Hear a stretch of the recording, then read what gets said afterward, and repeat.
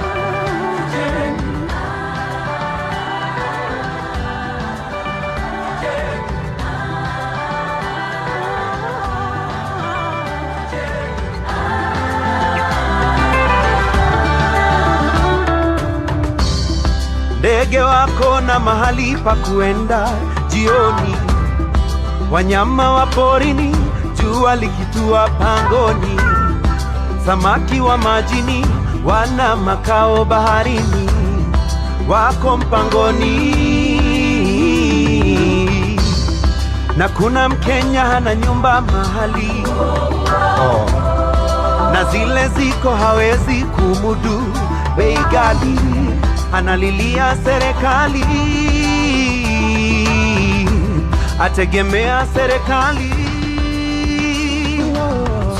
Tuanzeni kujenga, watoto wetu wasikose mahali pa kwenda. Chukua mawe na simiti, weka kwa mabega. Tunajenga, tunajenga.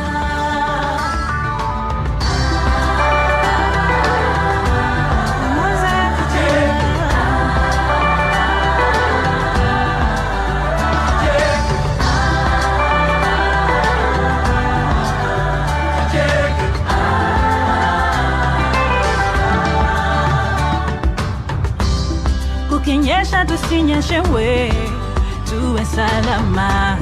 Serikali kaingilia, tapunguza gharama. The day is finally here, tunahama.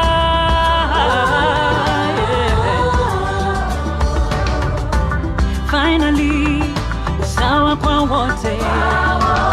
Hata yule mapato ni duni, malazi yopata. Tujenge, sisi wana Kenya tujijenga.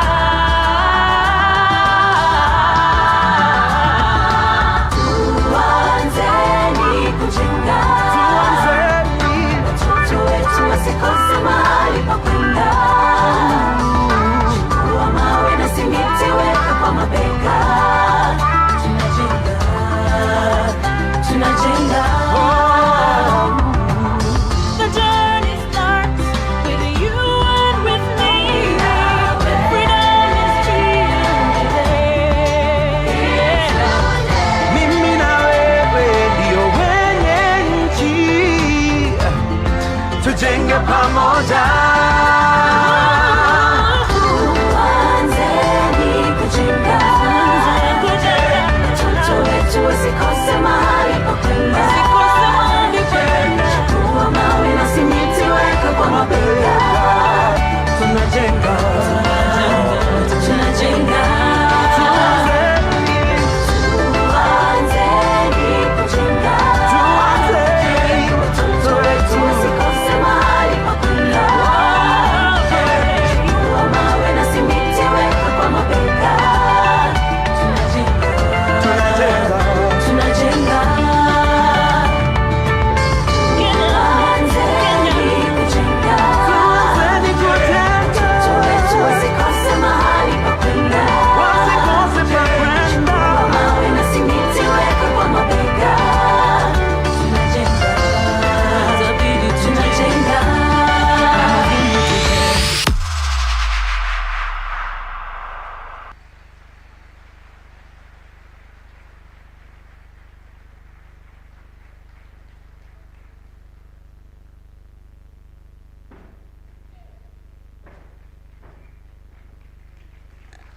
Another round of applause to our wonderful youth.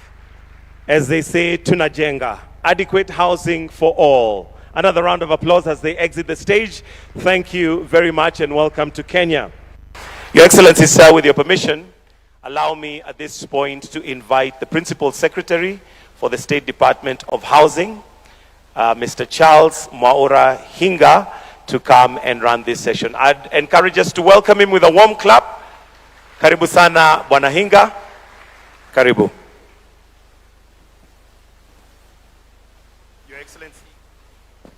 Your Excellency, the President of the Republic of Kenya, honorable ministers and all dignitaries here present, welcome to Nairobi.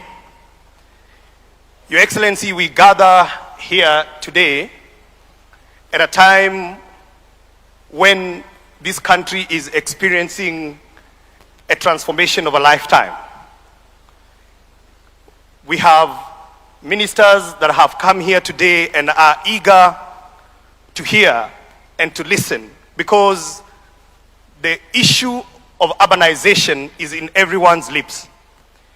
Almost every government, when they are looking for votes, they have the issue of housing as one of the manifesto issues.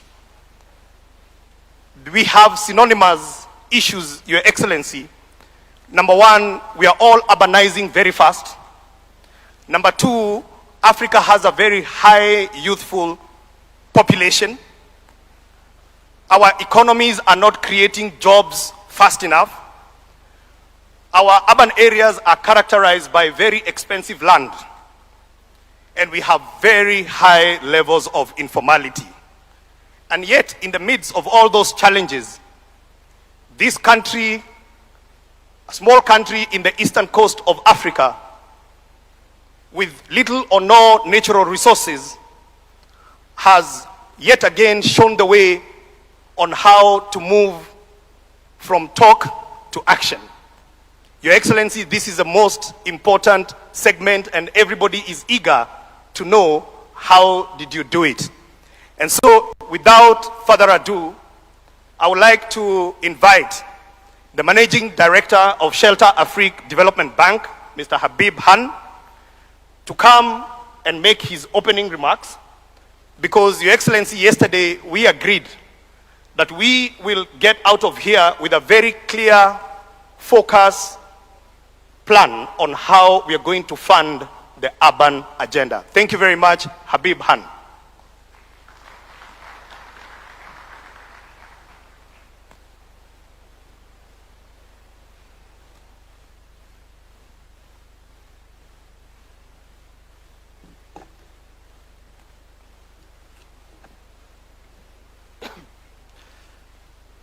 Your Excellency, President William Samuel Ruto, distinguished ministers, principal secretaries, ambassadors, heads of delegations. Your Excellency, Kenya is a regional hub for urban investment and innovation, particularly in housing this week. We all know Africa faces a $1.4 trillion housing gap.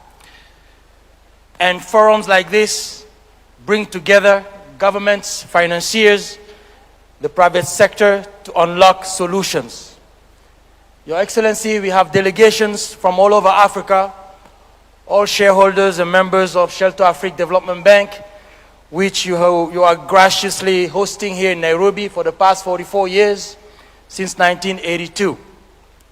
So it's a privilege to be standing here this morning, Your Excellency, to welcome all our delegates from all over Africa in the middle of this African Urban Forum.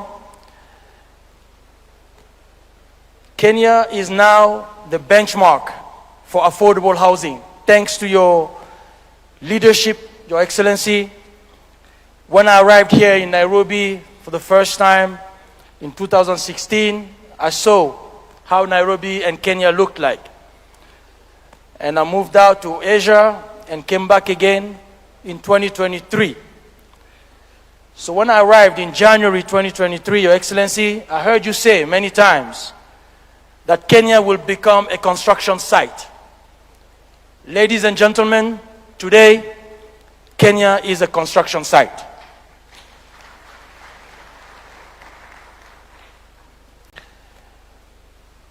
I've been to many places across the country, Your Excellency. I've been to Nanyuki, to Mukuru here in Nairobi. The governor is in the room. Nyeri, Nakuru, Kisumu, Homa Bay, where I actually started in January when we were there together to do the first inauguration of the first affordable housing program, which is a flagship today in Kenya, in Homa Bay. Kisumu, Eldoret, Machakos, Mombasa, Kakamega, Mandera, up north, Lamu. I've seen the country is under construction, Your Excellency, and this is not talks, this is action, this is results on the ground. Mr. President, under your leadership, you have giants at the Department of Housing. You just heard from my great brother and friend, P.S. Charles Hinger, who has been really championing the affordable housing agenda on the ground as the architect and the engineer, supported very strongly by the leadership of CS Alice Wahome, who's been at the helm of this institution for some time. Your Excellency, it is an honor again today to address you here and formally at the formal opening of this Africa Urban Forum in Nairobi, a city that reflects both the energy and the urgency of Africa's urban transformation. Across the continent, a profound shift is underway. Africa is urbanizing faster than any region in the world. Every year, millions of people move to cities seeking opportunity, livelihoods, and dignity. Our cities are therefore not only growing, they are becoming the primary stage on which Africa's development will unfold. But urbanization is not automatic progress. It must be designed, financed, and governed deliberately. Without investment, cities strain under the pressure of growth, housing shortages deepen, infrastructure gaps widen, informality expands. Policies and the right partnerships, cities can become powerful engines of prosperity and resilience. This is why the Africa Urban Forum matters. When leaders gathered for the inaugural forum in Addis Ababa in 2024, and I'm glad to see the minister in the room, declarations recognized that addressing Africa's housing and urban challenges requires strong financial institutions capable of mobilizing long-term capital. Specifically, Article 3.4 of the Addis Ababa Declaration calls on development banks, particularly Shelter Afrique Development Bank, to anchor the mobilization of financial resources from domestic and international sources to bridge the housing gap and urban development. At Shelter Afrique Development Bank, Your Excellency, we see this not merely as recognition, but a responsibility, a big responsibility. We are working with partners across the global financial ecosystem and the new African financial architecture under the leadership of the African Development Bank. We are also working with partners such as Badir, Afrexim Bank, the World Bank, the International Finance Corporation, IFC, DBSA, and other institutions to mobilize capital, strengthen project preparation, and unlock multi-billion-dollar bankable investment pipelines for African cities. But the scale of Africa's urban transformation demands more than financing alone. It requires, across the entire urban ecosystem, collaboration. National governments shaping policies, cities planning growth, development banks structuring finance, private investors deploying capital, innovators introducing new technologies, communities shaping the spaces in which they live, This forum represents, Excellency, that convergence.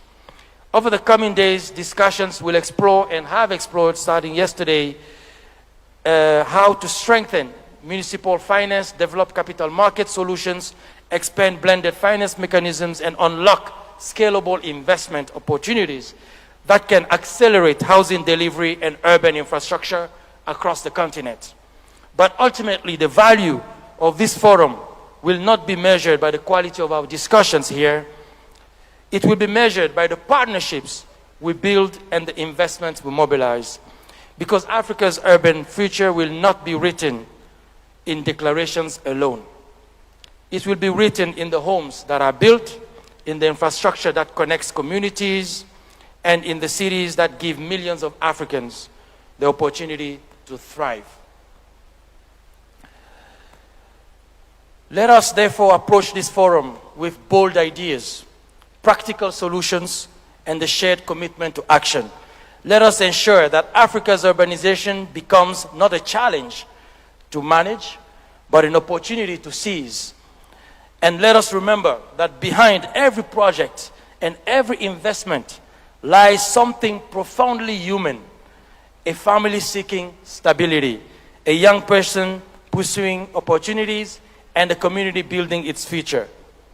It is with this spirit that I'm honored to join in welcoming all our member countries of Shelter Africa Development Bank from all over Africa, West, Central, North, Southern, Eastern Africa, to this very innovative African Urban Forum, which for the first time would showcase, starting today, what we call the deal room, the African Urban Forum deal room, where transactions, investments will happen with many investors in the room and innovative projects showcased for investment. And this will be ongoing going forward. Thank you very much, Your Excellency. Thank you very much, dear colleagues. Thanks. Thank you very much. Another round of applause for Habib Han. 24 years ago, the world gathered here in Nairobi for the inaugural World Urban Forum. Later, next month, the world gathers again in Azerbaijan. And Your Excellency, I'd like now to invite His Excellency Anar Guliev, the chairperson of the State Committee for Urban Planning and Architecture of the Republic of Azerbaijan and National Coordinator for the World Urban Forum. You can come to this microphone, please, if you don't mind. Wolf, number 13. Thank you very much.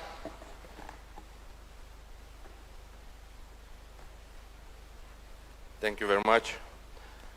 Excellency Dr. William Samuel Ruto, President of the Republic of Kenya, Excellency Mr. Moses Vilakati, Commissioner of the African Union, Honorable Ministers, Madam Ana Claudia Rosbach, Executive Director of UN Habitat, esteemed delegates, ladies and gentlemen.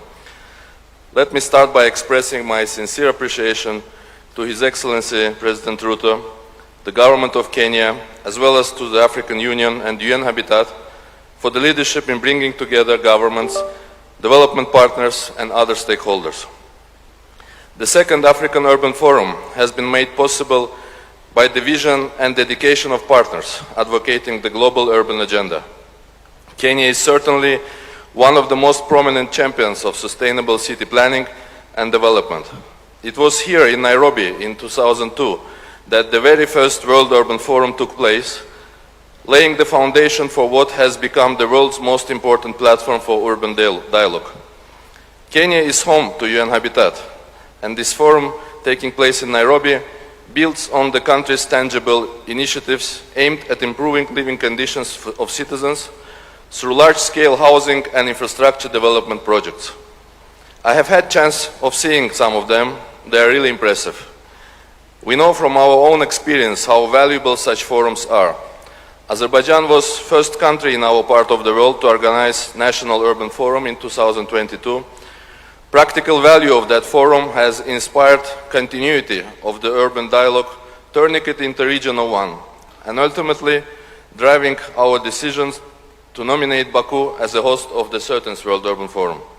I'm truly thrilled to see excellent progress on the urban agenda in Africa. I would like to congratulate the African Union for its leadership. African Urban Forum, premiered in Ethiopia in 2024, has already positioned itself as an important and influential platform for advancing dialogue and cooperation on sustainable urban development across the continent. It demonstrates Africa's growing determination to shape the future of its cities. Statements by Excellency Ministers made yesterday are driven by strong ownership and resolve to produce tangible results through practical solutions. This is exactly what we want the outcomes of the World Urban Forum in Baku next month to be: practical and action-oriented.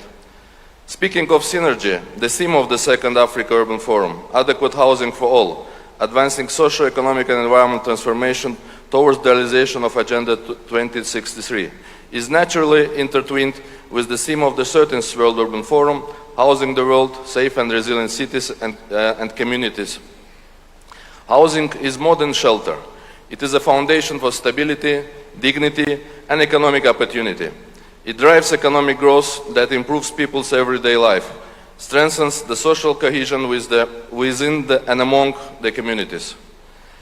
We live in a time of complex challenges. Across the world, cities are experiencing growing pressure from rapid urbanization, the expansion of informal settlements, limited access to adequate affordable housing, and the increasing impact of climate-related risks and other emergencies. Responding to these challenges requires more than technical solution. It calls for visionary urban planning, sustained investment, and people-centered policies. It also requires stronger partnership at the national, regional, and global levels. Having underlined the prominent role of Kenya and African Union, I feel obliged to also emphasize steadfast role of UN Habitat. Being the host of the 13th session of World Urban Forum, my country is pleased to work with such a reliable and professional counterpart. So I suspect this is at least partially defined by the famous Nairobi spirit. Azerbaijan attaches great importance to the strengthening partnership with countries of the continent, with Africa Urban Forum being one of the important avenues of this cooperation. Our commitment to the housing and urban development agenda draws from our own experience. Following the liberation of its territories in 2020, under the strategic vision of leadership of His Excellency Ilham Aliyev, President of the Republic of Azerbaijan, our country launched the large-scale Great Return program in its Karabakh and East Zangezur regions. This is a comprehensive effort not just to rebuild cities and villages, but to bring the life back to what was a barren desert only 5 years ago. Most importantly, this is also a major contribution to lasting peace and regional partnership, including with Armenia. Successful post-conflict reconstruction is probably more important today than ever before. We believe our experience can contribute meaningfully to similar processes to house the world through safe and resilient cities and communities. The very key theme of WUF 13 I have mentioned earlier. The second Africa Urban Forum is the largest international event in the sector organized ahead of WUF 13 this year. In fact, timing could not be any better, as we will be welcoming the WUF 13 participants to Baku in a bit more than a month. We are encouraged by strong engagement of African stakeholders. About 40 African participants, government, civil society and private sector have already registered for the Urban Expo, and about 50 ministers, deputy ministers, ambassadors, mayors and local government representatives have confirmed their attendance, with total number of registered participants having already exceeded 16,000. Housing and urban resilience will be at the center of the forum's program through high-level dialogues, thematic discussions and special sessions. The forum will feature more than 40 main sessions, over 350 partner-led events and 35,000 square meter urban expo.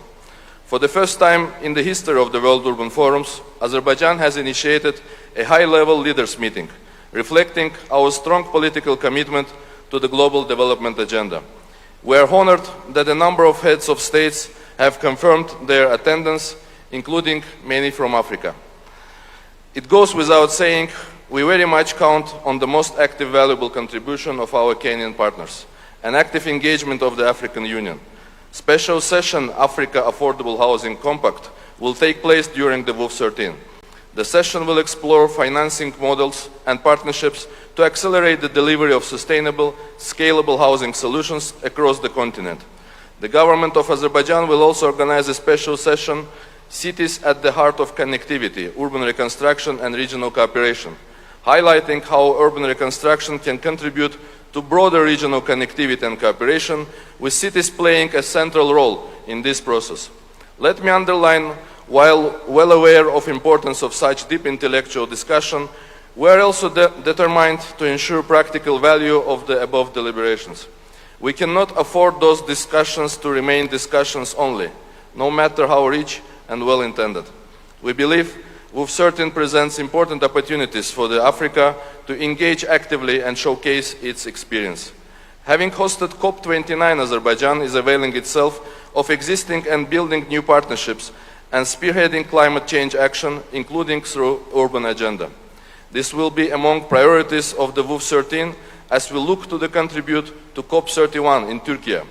Let me also mention that we have pleasure of co-chairing the open-ended expert working group on adequate housing for all, along with our friends from Somalia. I have mentioned the special role of Kenya plays in urban agenda, but let us not forget the country's capital is also home to the UN Environment Agency, UNEP. We are pleased to announce the launch of Baku Urban Award during WUF13, an initiative that will recognize transformative achievements in housing and urban development worldwide. We encourage cities, institutions, and organizations from across this continent to consider this an opportunity to showcase your innovative solutions. Urbanization is one of the defining transformations of our century. The discussions taking place here in Nairobi extend beyond this hall. They are of great importance for discussions in Baku. Those discussions, in their turn, will shape direction of the global urban agenda for years ahead. As we all know, the battle for SDGs will be won or lost in the cities. Losing is not an option. However, we can win only together. Let us join our efforts. I invite each and every one of you to join us next month at WUF13. The strong presence and active contributions of African states, local governments and communities will elevate the discussions and strengthen the outcomes. I wish the Second African Urban Forum every success and productive deliberation. I extend my sincere wishes for continued prosperity, well-being and resilience to the people of Kenya, thanking them for their hospitality, and to all the nations of Africa. I look forward to welcoming you in Baku. Asante sana, thank you for your attention.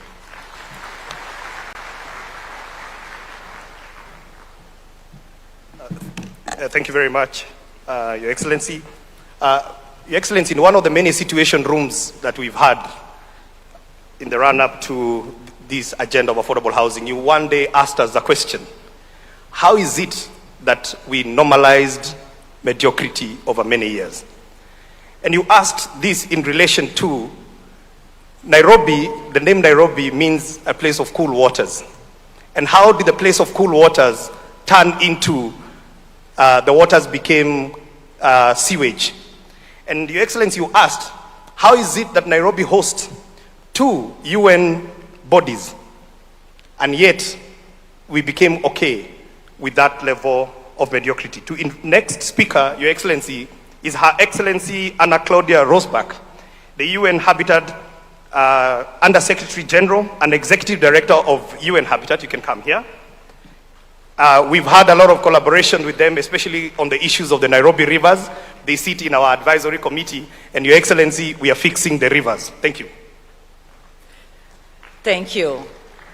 Your Excellency, Dr. William Samoei Ruto, President of the Republic of Kenya, Your Excellency Moses Vilakati, AU Commissioner for Agriculture, Rural Development, Blue Economy and Sustainable Environment, my sister, Honorable Secretary, Cabinet Secretary Alice Wahom, Honorable Anar Guliev, Chairperson, State Committee for Urban Planning and Architecture, National Coordinator for WUF13, my sister, Minister Shaltu from Ethiopia, our host, African Urban Forum #1, our host here, Governor Sakaja in Nairobi, honorable ministers, governors, distinguished delegates, ladies and gentlemen, good morning, Jumbo.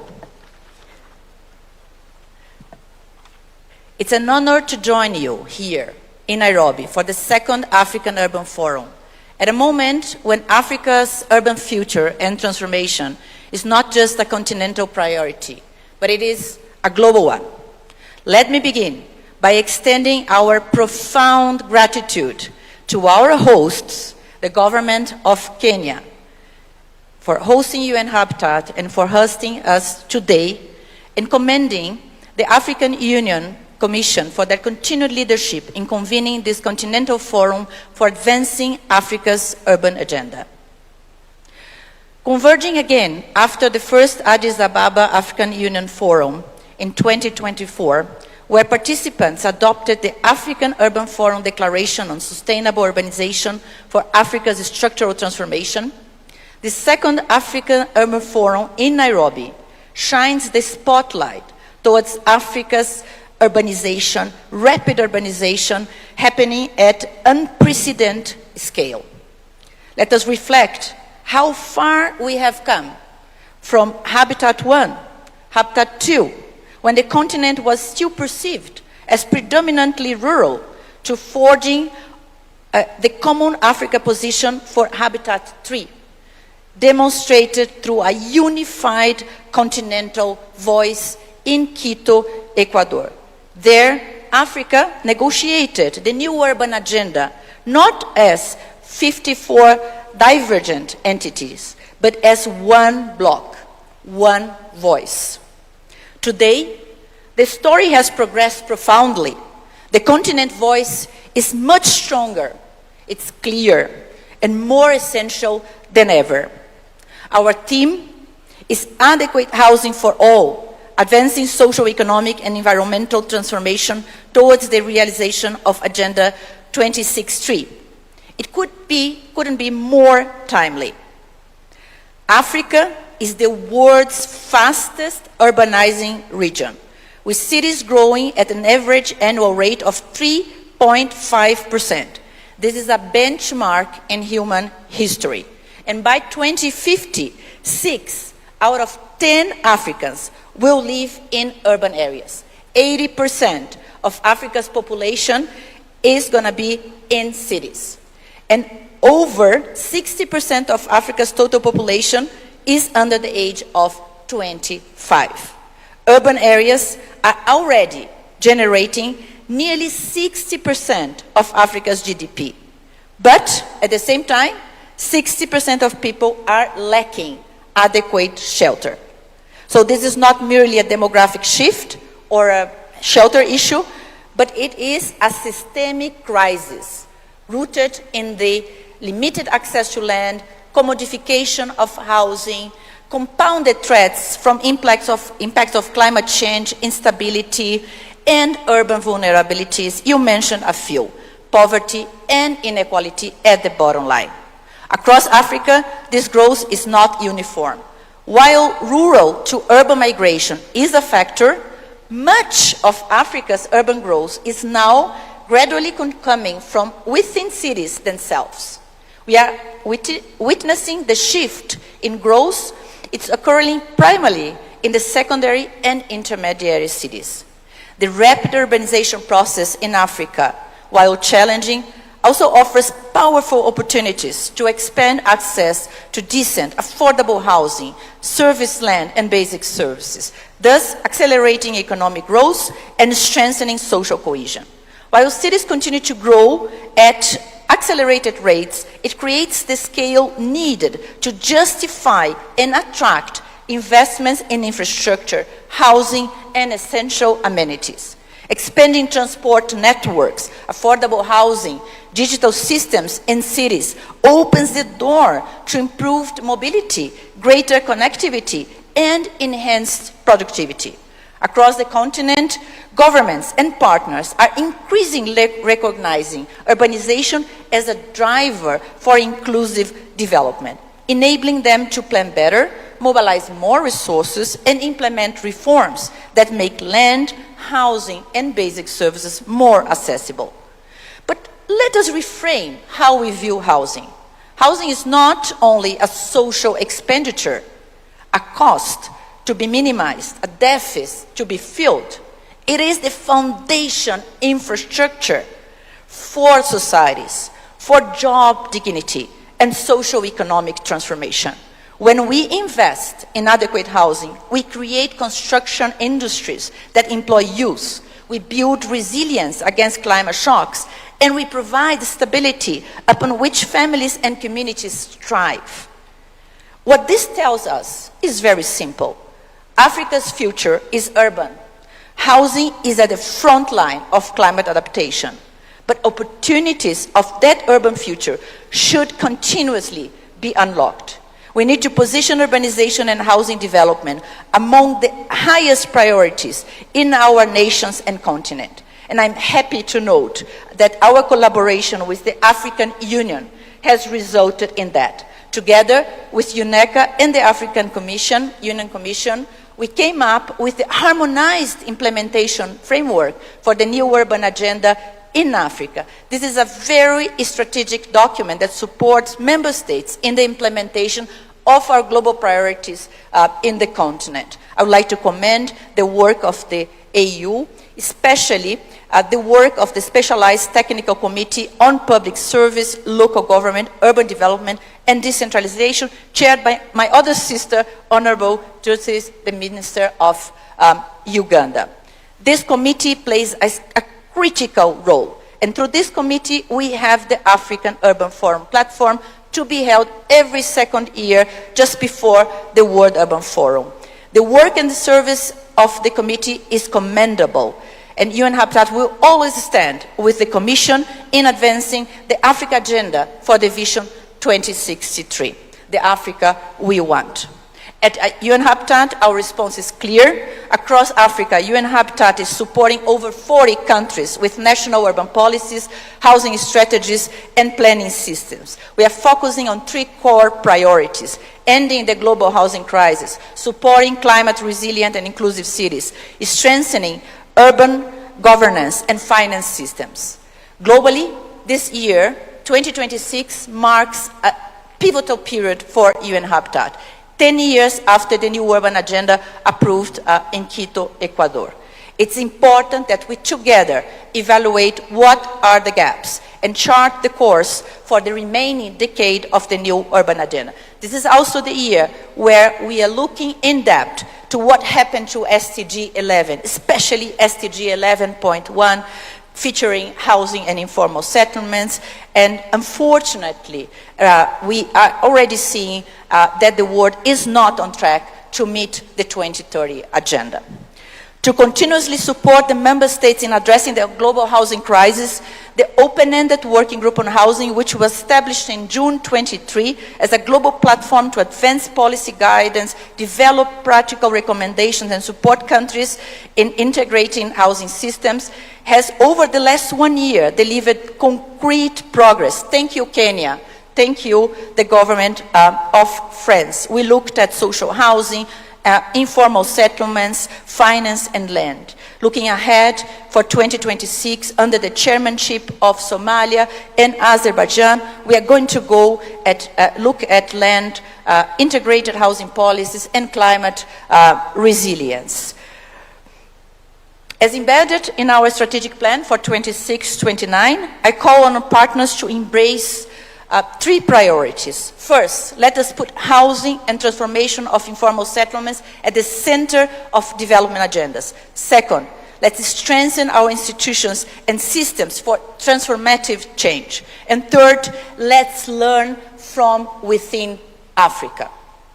Allow me to recognize Kenya's leadership role on the global housing stage, primarily through 2 complementary positions: as a co-chair of the open-ended working group on housing and as a global champion of the call for action on adequate housing for all. Together in 25 countries through the high-level roundtable on the sidelines of the United Nations General Assembly in New York last year, leading from the front, His Excellency President Ruto advanced a proposal for a coalition of global housing champions, a political platform for heads of states to advocate for inclusive housing policy and mobilize finance. His Excellency, Mr. President, I extend my warmest gratitude for the visible progress in urban transformation and the support you give to our mandate at UN Habitat. The outcomes of this second African Urban Forum will be directly connected to the World Urban Forum 13 to be hosted by our excellent, great partners, Azerbaijan, now in May in Baku, as it was shared. We expect Africa to be strongly there to showcase your leadership, to represent your solutions, and to influence global investments. Excellencies, this is not only a gathering. The Urban Housing Forum matters. We finish this presentation today just committing that UN Habitat stands ready to support Kenya, African Union, and all of you in the roadmap ahead through the urbanization process in Africa. Thank you very much. Asante sana. Thank you very much, Edie. Your Excellency, this event is co-hosted by UN Habitat, Africa Union, and Government of Kenya. Allow me now to invite His Excellency Moses Vilakati, the AU Commissioner for Agriculture, Rural Development, and Blue Economy, to come and make his brief remarks.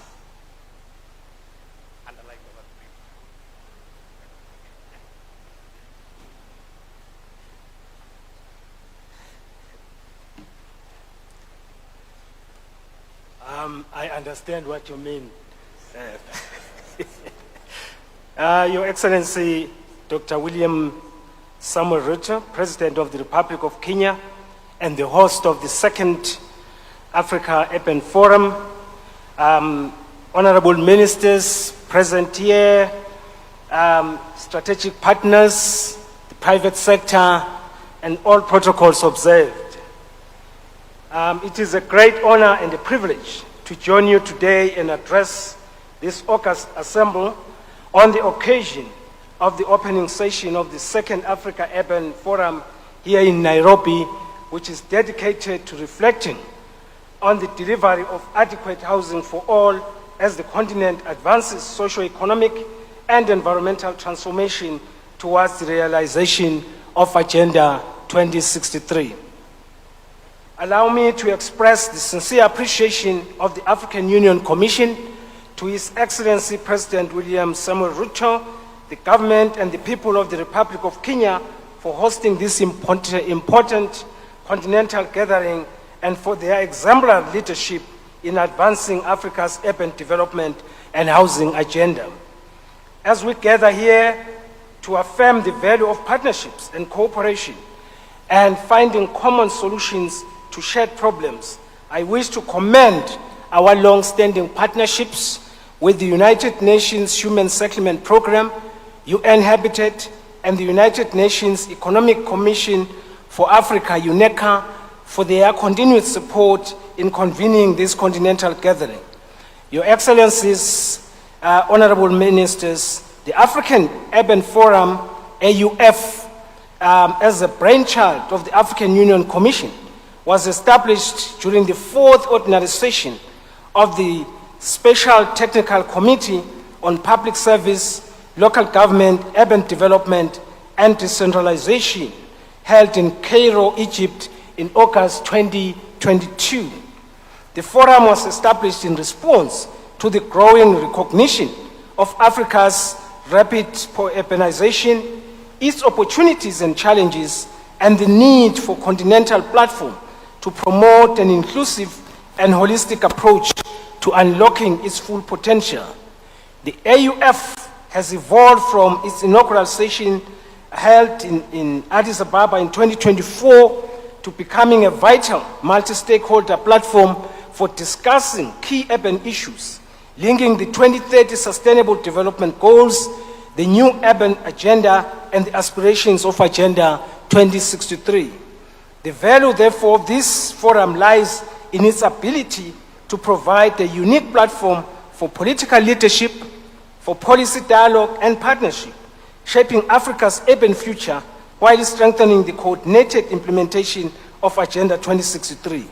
Beyond its technical component, The forum is an important political platform that brings together heads of states, ministers, local governments, and partners to reflect on how Africa's urban transformation can be guided by strong governance, inclusive development, and sustainable peace.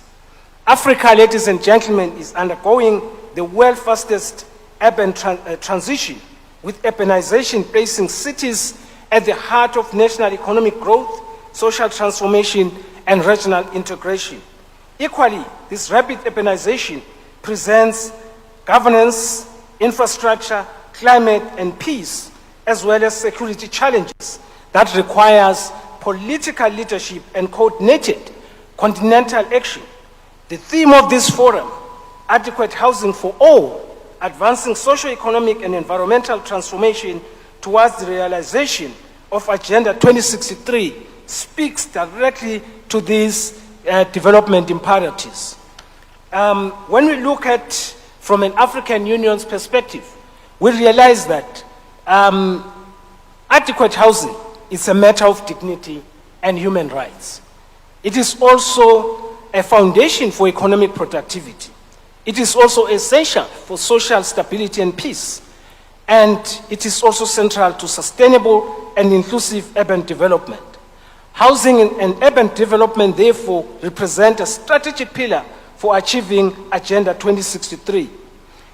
We also have interconnected themes. These include urban infrastructure and urban development, which are all essential for economic growth, regional integration, accessibility and mobility, as well as service delivery investments.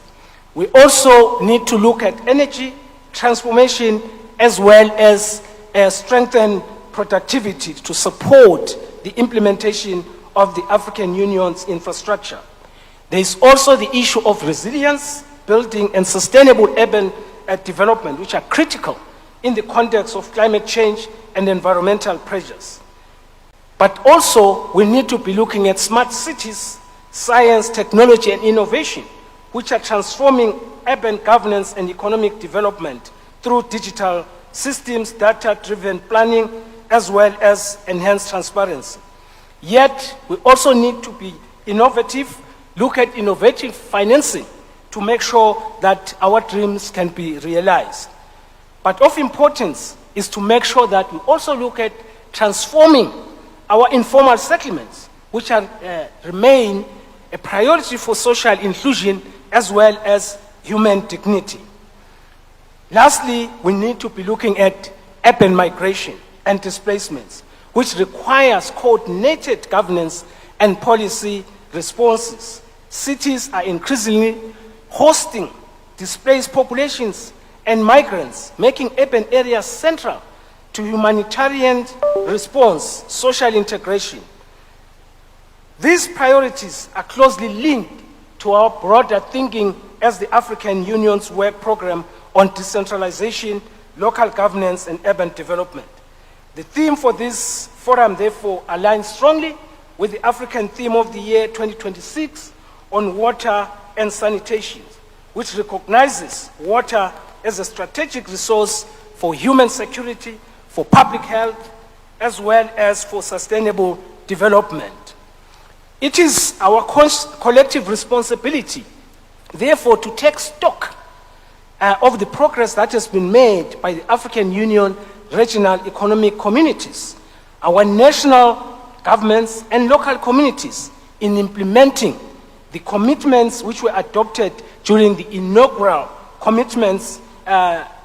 inaugural African Urban Forum in 2024. We must now accelerate our efforts to translate these commitments into concrete actions. So I look forward to this meeting coming up with concrete actions so that we can do the same in about 2 years' time.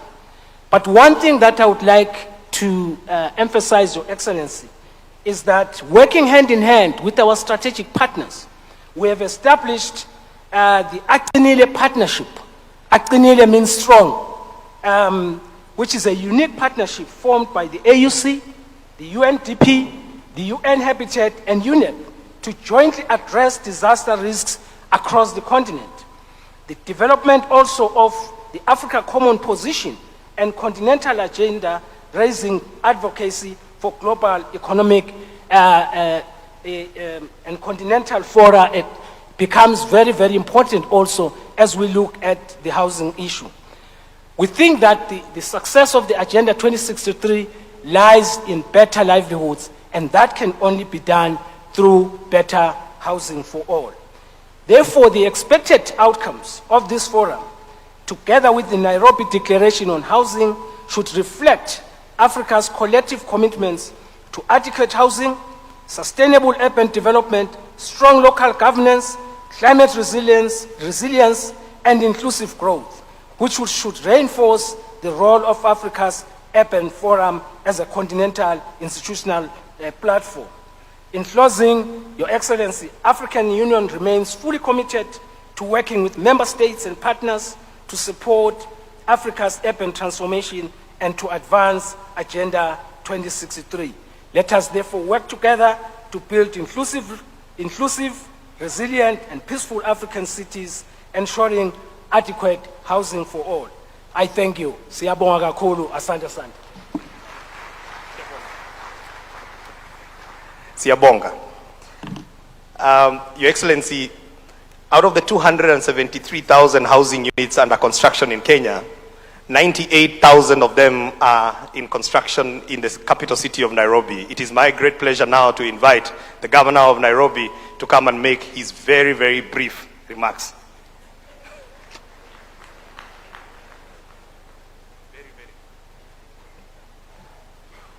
Your Excellency, President William Ruto, the President and Commander-in-Chief of the Defense Forces of Kenya, Waziri Alice, AU Commissioner Moses Vilakati, ministers from across the continent. We're told we have more than 40, and we're really privileged as Nairobi to have you all here in our capital city. Anna Claudia Rosbach, my friend, and a big friend of Nairobi, whom we really appreciate. The chair of the State Committee of Uzbekistan, members of the Diplomatic Corps, members of Parliament. We have the Committee of Housing that is present here, and they have done a great job. Everything that you see us talk about really needs great legislative grounding, and we really thank you for that. We've seen the members of Parliament from the Housing Committee, Mr. Anna Gulier, honorable delegates, my colleague Governor Anyang' Nyong'o, the Governor of Kisumu, which is Kenya's third city. Governor Professor Anyang' Nyong'o is also the chair of the Committee on Urban Matters and Housing at the Council of Governors. Honorable delegates, I hope you had a good time yesterday. If you didn't, please see me after this. We welcomed you to enjoy Nairobi, and so I am sure you had a good time. But if you didn't, I'll be available. Your Excellency, yesterday we underscored the urgency of what we're dealing with. We spoke about the numbers. We saw the stark reality that we're faced with as a generation, the situations that we find ourselves in. We spoke about the fact that a lot of the challenges we're dealing with may not have been caused by ourselves. You know, we may not be the generation that polluted the rivers. We may not be the generation that caused informal settlements. But we agreed that the imperative ahead of us needs a certain kind of leadership. It needs bold leadership. It needs committed leadership. It needs proper planning, and it needs leaders who care. Your Excellency, the delegates today here, and many, may not know what our country has had to go through to achieve what we can proudly talk about today. Ladies and gentlemen, one of the boldest, bravest leaders who will go down in history as having set the tone for the urban future of this country is President William Samoei Ruto. President William Ruto decided and committed and had promised that we must change this narrative in our urban spaces. He was vilified, his politics was threatened, there were demonstrations, there were almost riots. People said that that is the end of his career. But President William Ruto said that if you want to lead the orchestra, you must turn your back on the crowd, and you must do what needs to be done. President William Ruto, on behalf of the people of Nairobi, we thank you. Because we are giving dignity to people. We are giving real dignity to families, to women, to children, hope, even increasing their self-esteem.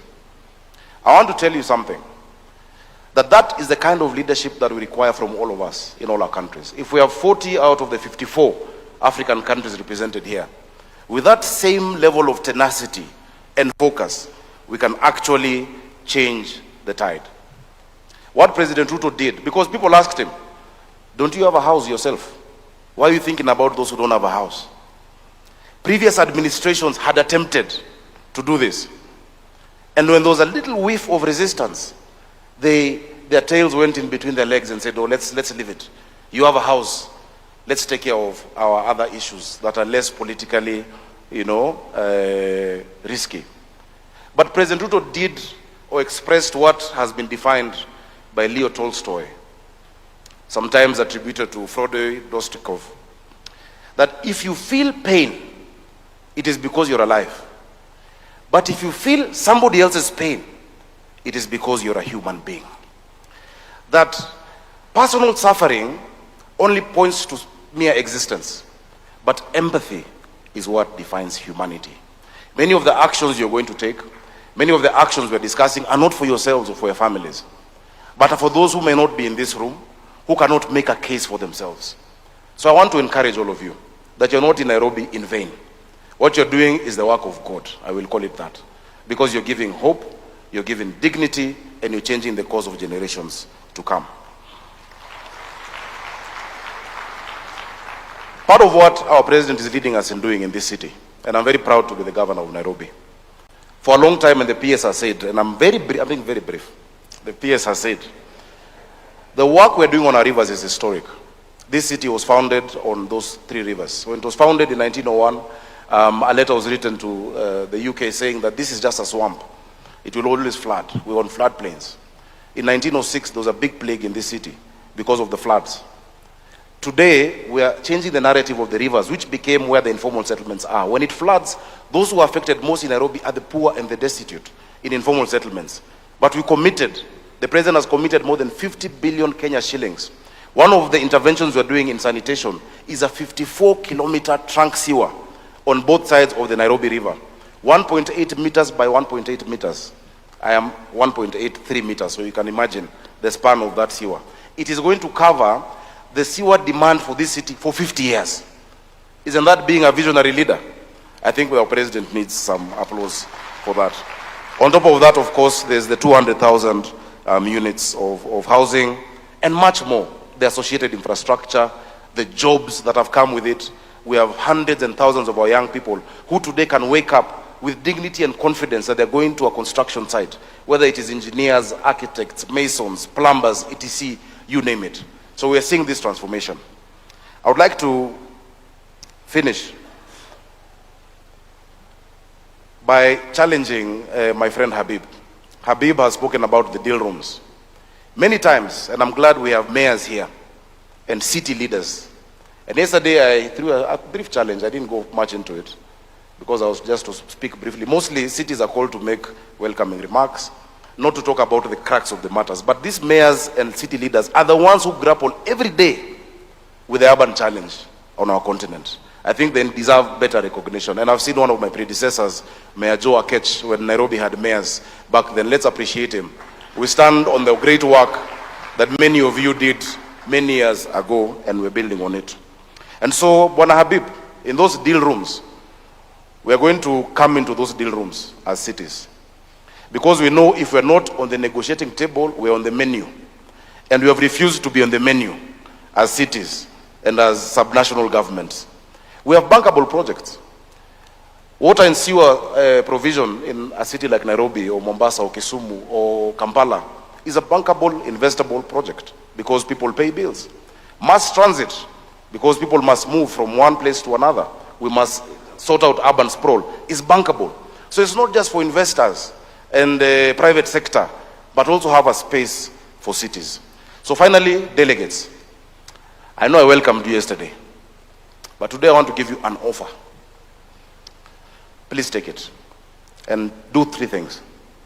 Number 1, after your meetings, please, find any hotel in Nairobi, any restaurant, any place of recreation, go in there.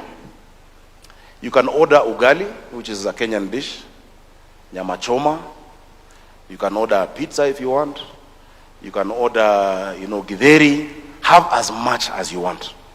As much as you want. If anybody asks you, say Sakaja sent you. The governor of Nairobi. So the first thing is you're welcome. Number 2, find any restaurant and say, Governor Sakaja sent you. But number 3, pay your bill yourself. Because there's nothing for free in Nairobi. May God bless you and enjoy this forum.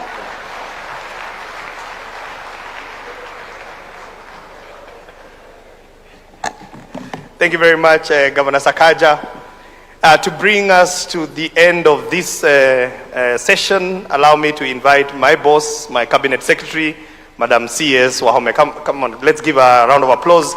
She's done a remarkable job in organizing this event. Thank you so much. Thank you. Thank you. Let's give a clap to P.S. Hinga. He's the guy I ride on for implementation. Thank you. Thank you very much.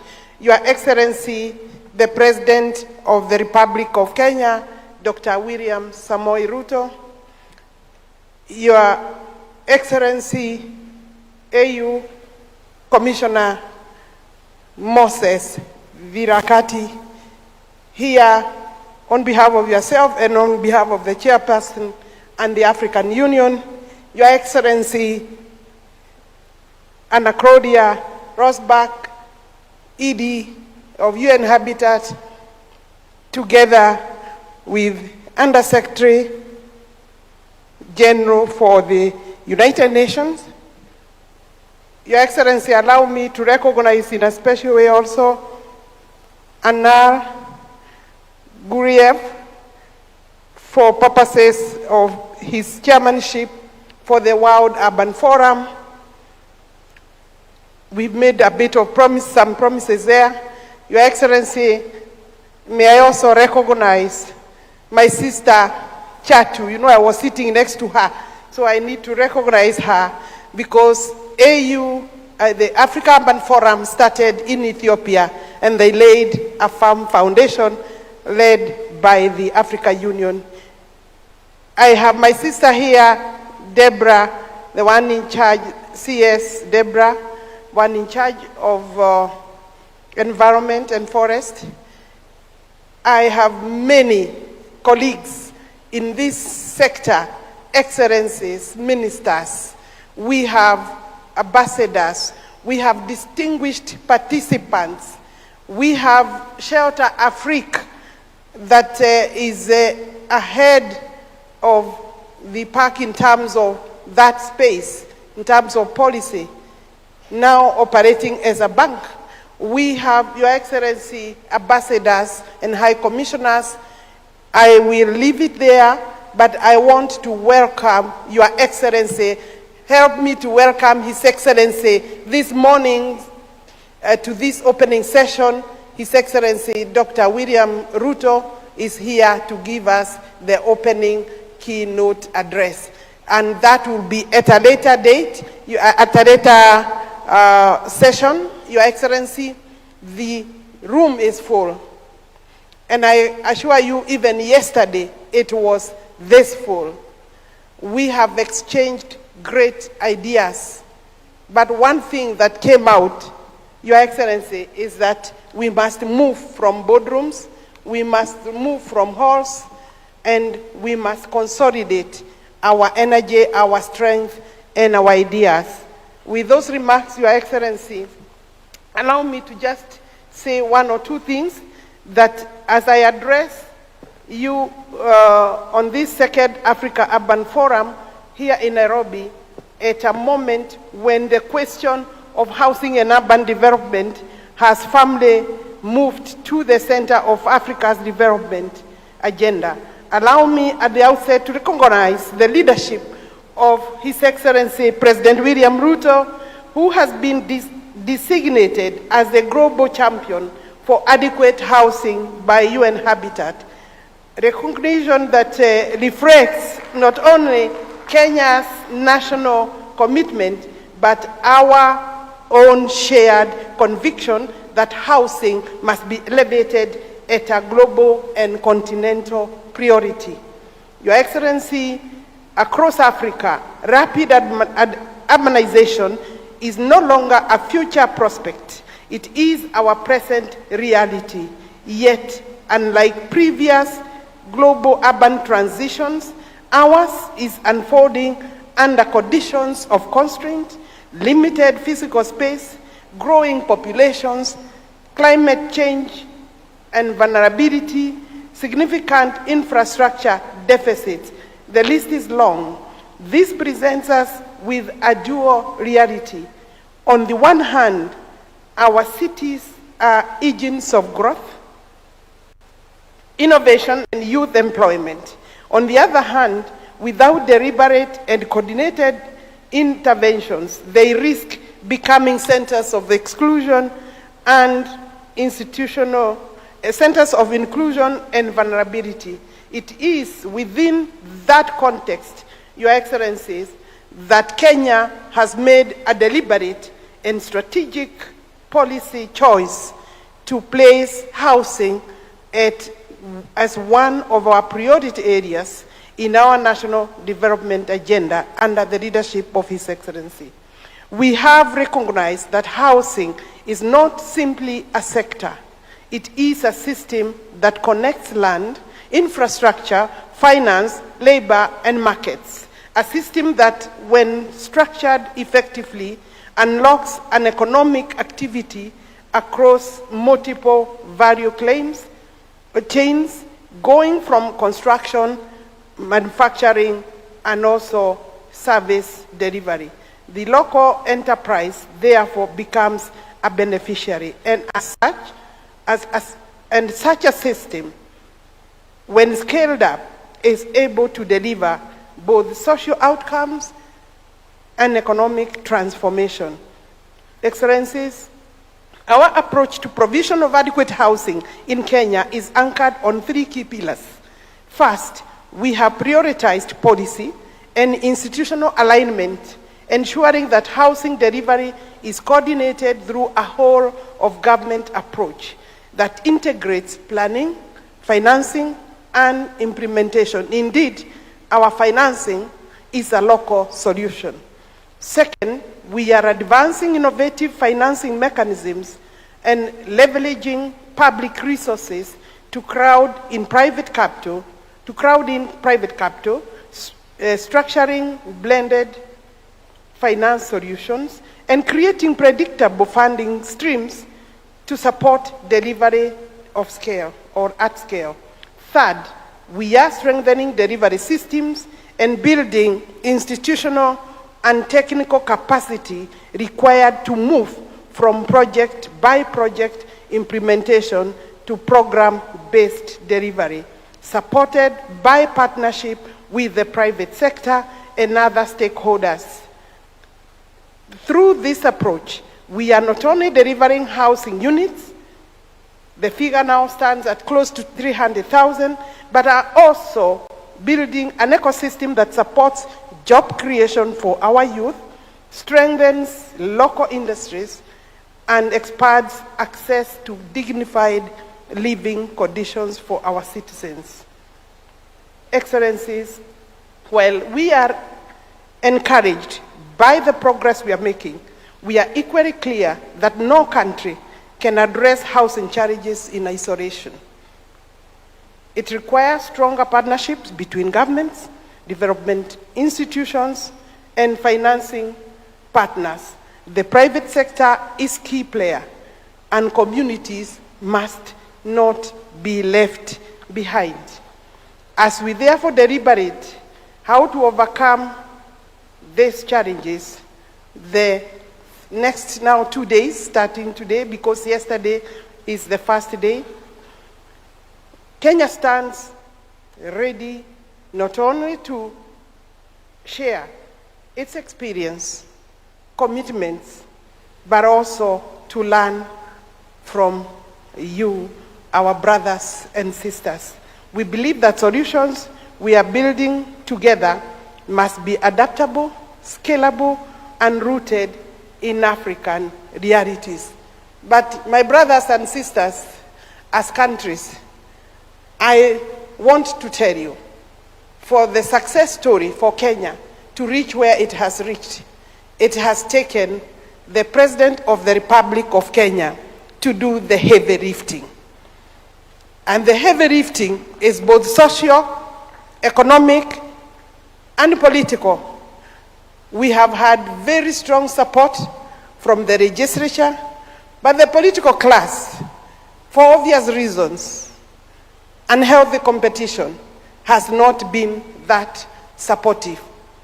And I mean the one outside the one government approach and the broad-based government. So, for you to go the road Kenya has gone, you need the highest political goodwill. And Your Excellency, Kenya is privileged to have you. The courage my governor in Nairobi has talked about is unparalleled. But that is something we can also share. His Excellency is not just a champion in Kenya. You have heard the platforms that he is leading, and we want to encourage you, Your Excellency, because this space is not new. It has been there, but the prominence it requires can only be given from the political platform that you stand, Your Excellency, with other member states, heads of states. And I'm therefore grateful as the Cabinet Secretary in this ministry to be able to host on your behalf, Your Excellency, the number of ministers, my colleagues who are here, and they have come, they came 2 days ahead. They have enjoyed part of Nairobi. They are yet to go to the rest of the spaces. Your Excellency, that gives us an insight to the interest in this discussion and discourse. And we therefore looking forward for another very good day today. Thank you for coming to the opening session. Your Excellency, we missed you yesterday, but we understand and appreciate making time. I will then ask Mike to help us with the next session, where Your Excellency will be possibly speaking from your heart. And I know, Your Excellency, this subject, and I'm lucky minister, because this subject, so my brothers, you can only maybe envy me, brothers and sisters, this subject has become a pet subject for the President of the Republic of Kenya. We can use him to propel the Africa continent with other heads of state as we move to World Urban Forum. Thank you very much.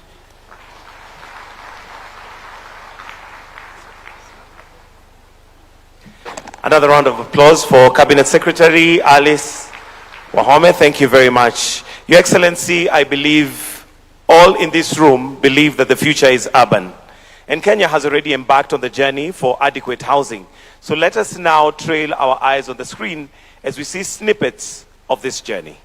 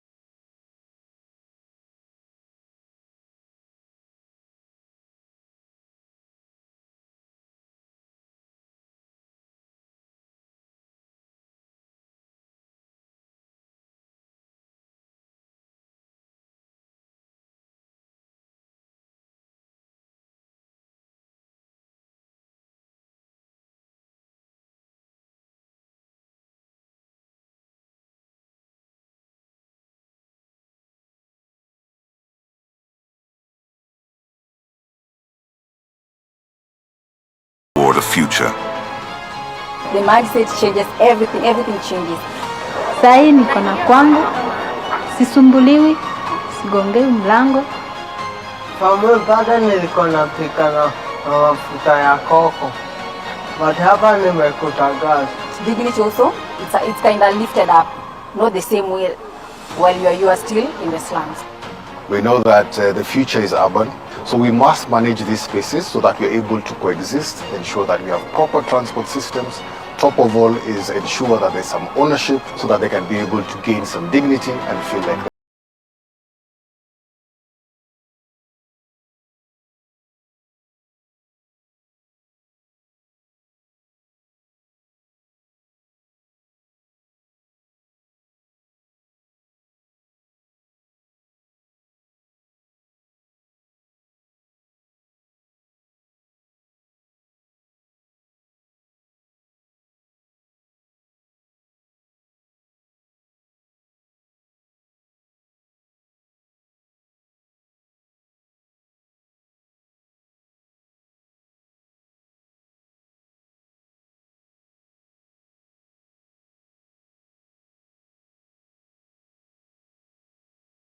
And the question remains, who will shape it?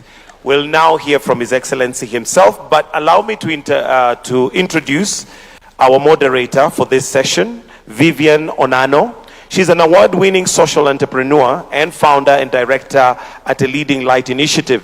Vivian continues to play a leading role in redefining Africa's growth and development through the direct engagement and inclusion of women and youth. Your Excellency, Vivian is a respected speaker who often speaks on global education, gender equality, youth empowerment, and international development. Distinguished guests, ladies and gentlemen, why don't we put our hands together as I welcome our moderator to now come and take up the next session. Karibu sana, Vivian. A round of applause, please. Welcome. Isn't she looking great? Welcome. Thank you, Mr. Mike Gitonga, for the generous introduction. Your Excellencies, honorable ministers, distinguished guests, fellow youth leaders, ladies and gentlemen, good morning. Good morning. I need to feel the energy in the room.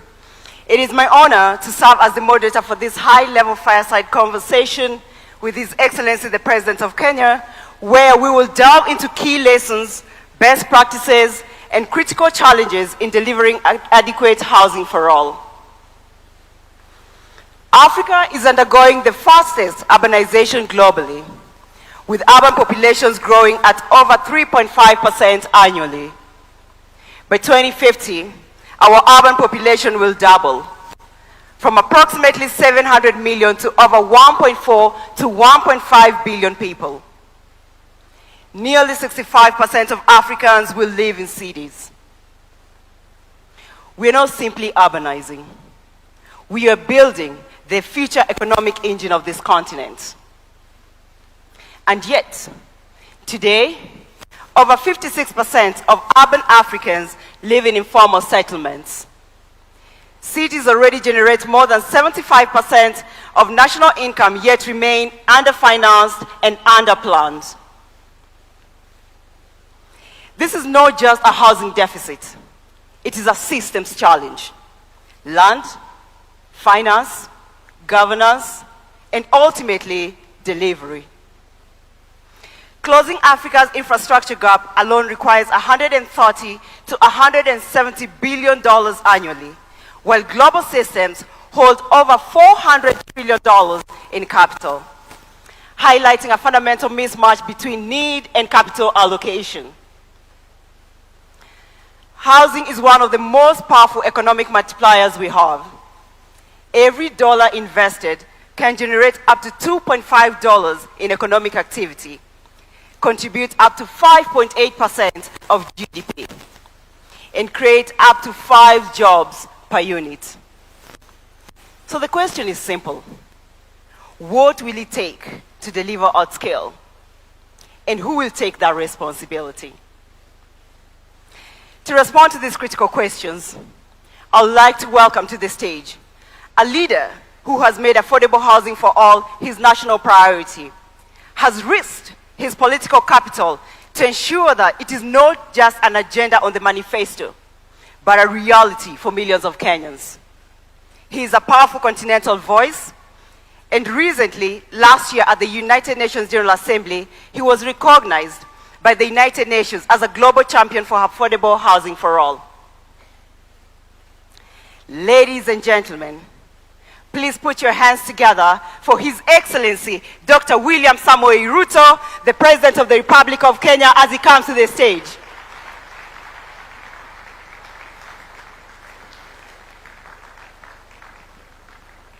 Another big round of applause for His Excellency. Thank you, Your Excellency. Vivian Onano. Thank you, Your Excellency. Oh, you may be seated. Thank you. Thank you, Your Excellency, for joining us today. Mr. President, our session is really designed as a conversation, weaving together leadership and delivery, financing realities, global systems, and continental commitment. So without further ado, I'll dive into my first question. Africa's urban population is growing faster than infrastructure delivery, with cities expanding at over 3.5% annually. Under your leadership, Kenya has positioned housing at the center of its development agenda, recognizing as both a social and economic priority. In the next 2 to 3 months, your administration will have completed over 273,000 housing units, with another 500,000 planned for development, with over 640,000 direct jobs created. This is Africa's largest affordable housing program. Mr. President, this is bold leadership, and we would like to understand how you made this happen. What did it take to move housing from political commitment to a fully functioning economic system that delivers at scale? And what are some of the bottlenecks that you have had to intervene on to ensure affordable housing remains a national priority, Mr. President? Thank you very much, Vivian. And welcome colleagues and friends from across our continent to Kenya. The conversation that you want to engage me in is a conversation that is very close to my heart. Affordable housing is not just about houses. It's about people. It's about dignity. It's about jobs. It's about careers. It is about business and much more. And you have asked me a fundamental question that how did we move this from manifesto, from documents, from ideas into reality? And I have only one answer. It takes leadership. That's it. And we have had this in our plans as a country in many administrations. We've had it in many manifestos. We've designed how it can be done. But until you find the leadership that has the courage to translate it into reality, it will remain aspiration, it will remain talk, it will remain documents, it will remain campaign promises. And one more thing, you cannot undertake such a fundamental and consequential undertaking if you are focusing on the next election. It has to take a longer term focus in the next generation. That's what it takes. If you focus in the next election, you will not do it because it is difficult. It requires heavy political capital. It requires mobilizing resources, how to finance it. And that is why today, as I sit here with 270,000 houses being built across the breadth of Kenya, in every large township in the Republic of Kenya, we have 200 active sites in every part of the Republic of Kenya. Yesterday, I was in one of our counties in Olkalau. The affordable housing in Olkalau is ready. In fact, we're going to hand over the keys. CS Alice Wahome has been with me. She has taken me to every place in Kenya because of affordable housing. So let me just say this, that affordable housing will happen if you have the ultimate political leadership. It cannot be done at the ministry. Yeah. It cannot be done at another level. It has to take the political leadership at the highest level to drive it. Number two, you have to find ways of mobilizing resources. In Kenya, we decided that we are going to mobilize resources locally. The houses we have built in Kenya, maybe ministers sitting here, and I want to say this is a very important forum. We have close to 40 countries represented here at ministerial level, because housing is such an important topic for any government, because the world is urbanizing. You've just given us the statistics. We have 700 million people today in our continent living in urban settlements. For us in Kenya, we have 7 million people living in informal settlements. We have 1,140 odd informal settlements around the country. And in fact, strangely, a few years ago in Kenya, when visitors used to come to Kenya, I don't know how this happened, that we used to be proud of, okay, take this visitor to go and see the largest slum in our region. You know? So you take your visitor to go and see Kibera, the largest slum in our region, to go and see squalor and poverty and filth, and you know, which is not the right thing to do. Not to deny that this exists. Yes, it does. But somebody has to do something about it. Today, I can proudly say, when these ministers leave these rooms, they will be taken to see how we are transforming those informal settlements into decent living houses for the people of Kenya. And the houses we have built, we have not borrowed money from the World Bank. We have not borrowed money from anywhere. We built these houses using our own resources. Wow. I bet you, today we have signed $4 billion of housing contracts. That is an equivalent of 650 billion Kenya shillings. If I were to look for $4 billion from wherever, it would take me maybe 10 years of going to this town and the other town and seeing this person and the other person and signing this paper and signing another one. So I decided that we are going to have a conversation with the people of Kenya. And difficult conversation, that we have a situation, we need to fix it. And as was described by the governor of Nairobi, it wasn't an easy conversation because change has a price.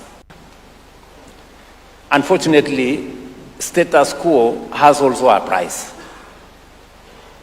And always the price of change is lower than the price of status quo, ultimately. So we had a conversation, difficult, and I must thank our policymakers. When I went to the people of Kenya, I promised that we were going to undertake housing. And we were going to undertake housing because of 4 reasons. I explained myself to the people of Kenya. The people of Kenya trusted me with their vote. When I came to office, I asked my team that we had been elected with, that now it's time to implement what we promised the people of Kenya. And many members of parliament who are my friends told me, Mr. President, we cannot do this. This is difficult. This housing levy is difficult. But I told them, so are you telling me that we told the people of Kenya what we had no intention? In fact, I remember asking some of them who are my friends, I told them, when you had me on the platform telling the people of Kenya, we are going to build houses, their children are going to get jobs, we're going to move them away from slums, what was going on in your mind? How did you think that we are going to do this? And I want to thank our parliamentary group that when I explained to them that this was not something we were going to bargain with, they agreed with me. They passed the necessary legislation. We went through difficult times, but today we can proudly say as a people and as a nation that we are doing some of the most consequential things. And this is very emotional. Why? You haven't seen the kind of impact that this has on real people. When I went to move the first batch of people who were living in a slum, right here in Nairobi called Mukuru, a place where there is no toilet, a place where there is no road, there is no water, there is no electricity. For you to use the toilet, you have to pay. For them to move from that state to 10th floor of a building that has water, that has piped gas, that has electricity, that has a lift, that has a playground, that has a school, that has a hospital, that has street lighting. You don't know the kind of impact you make to those kind of people. So, this is not just about houses. As I told you, it's about people's careers. In January this year, we brought on board about 6,000 interns. You know, apart from 600,000 people working, who were not working 3 years ago. Architects, engineers, plumbers, quantity surveyors, carpenters, a whole array, realtors, painters, people who have gone to college. We're talking about graduates from our technical training colleges. Certificate, people who have a certificate in electrical, in being an electrician, people who have degrees in architecture. These are real people with real careers to pursue. Today they have a chance to pursue their careers. Today, because of the housing program, we have industries that have come on stream. We have people who have been Juakali artisans, small enterprises. Today they are transitioning from being ad hoc. You make one window today, you make another window after 2 months, you make another window after 10 months. Today they have contracts. In fact, we ring-fenced close to 15 billion Kenya shillings for people who were informal. Today we are formalizing their business. We've had more steel companies come on stream. We've had more cement factories come on board. We've had many more people coming on stream in the space around making construction equipment, making inquiries in transport industry. More transporters are coming on board. So we have built a whole construction industry around housing. What is more, we are slowly rolling back land fragmentation. We are slowly influencing land that was meant for agricultural activity. We are now reserving it for agricultural productivity and food security instead of it being subdivided for informal settlement. So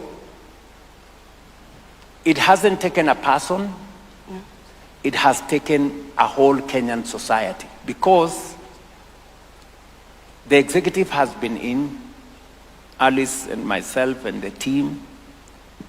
People in the legislature have done their part. The people of Kenya are the biggest contributors to this success. Why? Because they put in their taxes. And we are making the change together. And that is why I am very proud to address this audience and to share our experience as a nation, which I believe is what other countries are doing. Maybe they are doing it differently, but we can share in this experience. Finally, you've asked me, what are the challenges? Yes. The challenges have been, the change. Changing a situation is not an easy thing. Mm-hmm. So we've had political pushback. We still have politicians who still think you can make populist, we are going to stop this housing because we are protecting the pay slips of people. Such pedestrian talk. Mm-hmm. How do you cannot see the 640,000 people working. You don't know what to do with them. I know many ministers here are wondering whether there are still people who are opposing this in Kenya. Yes, they are there, and they are not few. There are many. Many politicians still climb to podia to talk about how they want to stop this. How you want to stop such transformation is mind-boggling. Right? Mm-hmm. We still have courts. We've gone through difficult challenges in courts. People who go to court, they want to stop this. In fact, many of them are asking me, who told you we need houses? Others are saying, why are you taking government land, building houses, and then giving it to individuals? The same people don't mind if the same government land, people invade, they settle, it becomes an informal settlement. They don't mind it. But they mind it if we use it and build affordable housing, make decent use of it. Then you ask yourself, those are the kind of challenges we have to deal with. They look mundane, They don't look very intelligent, but they are there. And we have to confront them every day. Sometimes they come from people who you think should know more, you know? I remember telling one of my friends who was opposed to this housing, and I was asking them, my friend, in your house, you possibly have 3 or 4 toilets. One in your bedroom, one somewhere, another one somewhere. There are people who don't have a toilet. They have to pay to use a toilet.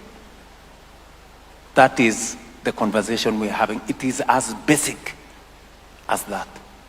So if you don't see the value of a social house or an affordable house, there are people who desperately need it because at the very least, they need a toilet of their own.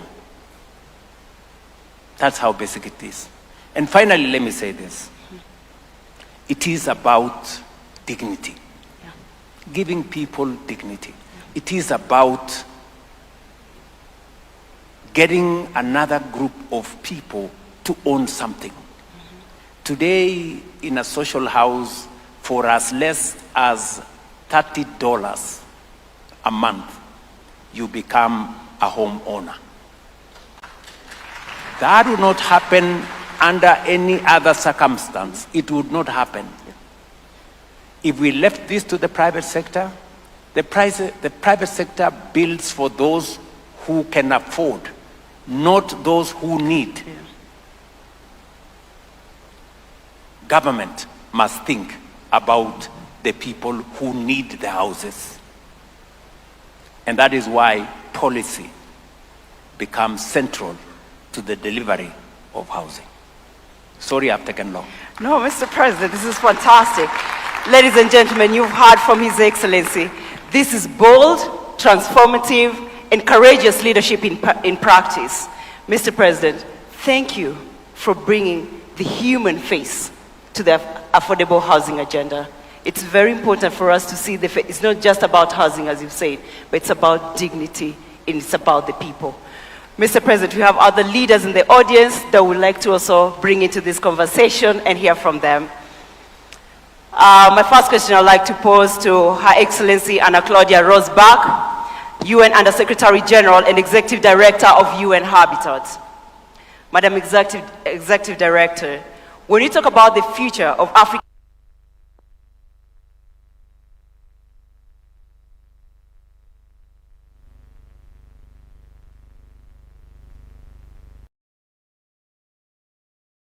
and are governments investing enough in secondary cities as the next frontier for affordable housing, or are we still over-concentrating resources in primary urban centers? Madam Secretary. Thank you so much. First of all, I really would like to appreciate Mr. Excellency President Ruto for your honesty and transparency. Indeed, housing is complex, and without top leadership, as you said, Minister, it's very difficult to accomplish because there are so many factors involved. But President spoke about the hundreds of millions that are coming to urban settings in Africa.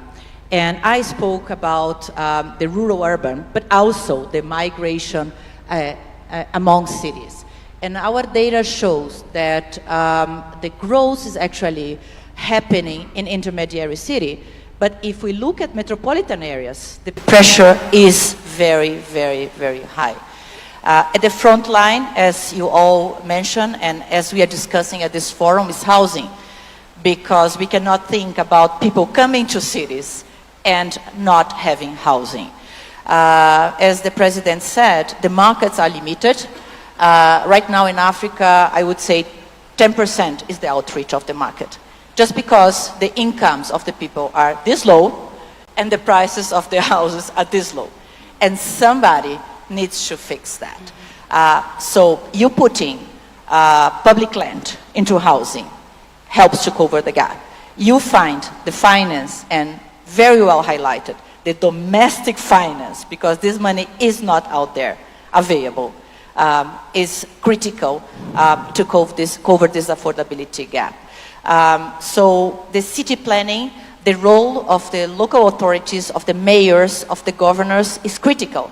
Because if we don't line up these actions, the money, the regulations, you mentioned a law, you change the law that comes from the national level, the programs that comes and the planning that comes from the national level, if we don't line up with what's being done at the local level, if the governors, if the mayors, they don't plan for this growth, then it's going to be sustainable. So you need to build the houses, but you need to be conscious that where you build and how you build make a difference. And here I would like to call attention for the densification of the housing program, because indeed, we cannot continue urban sprawl.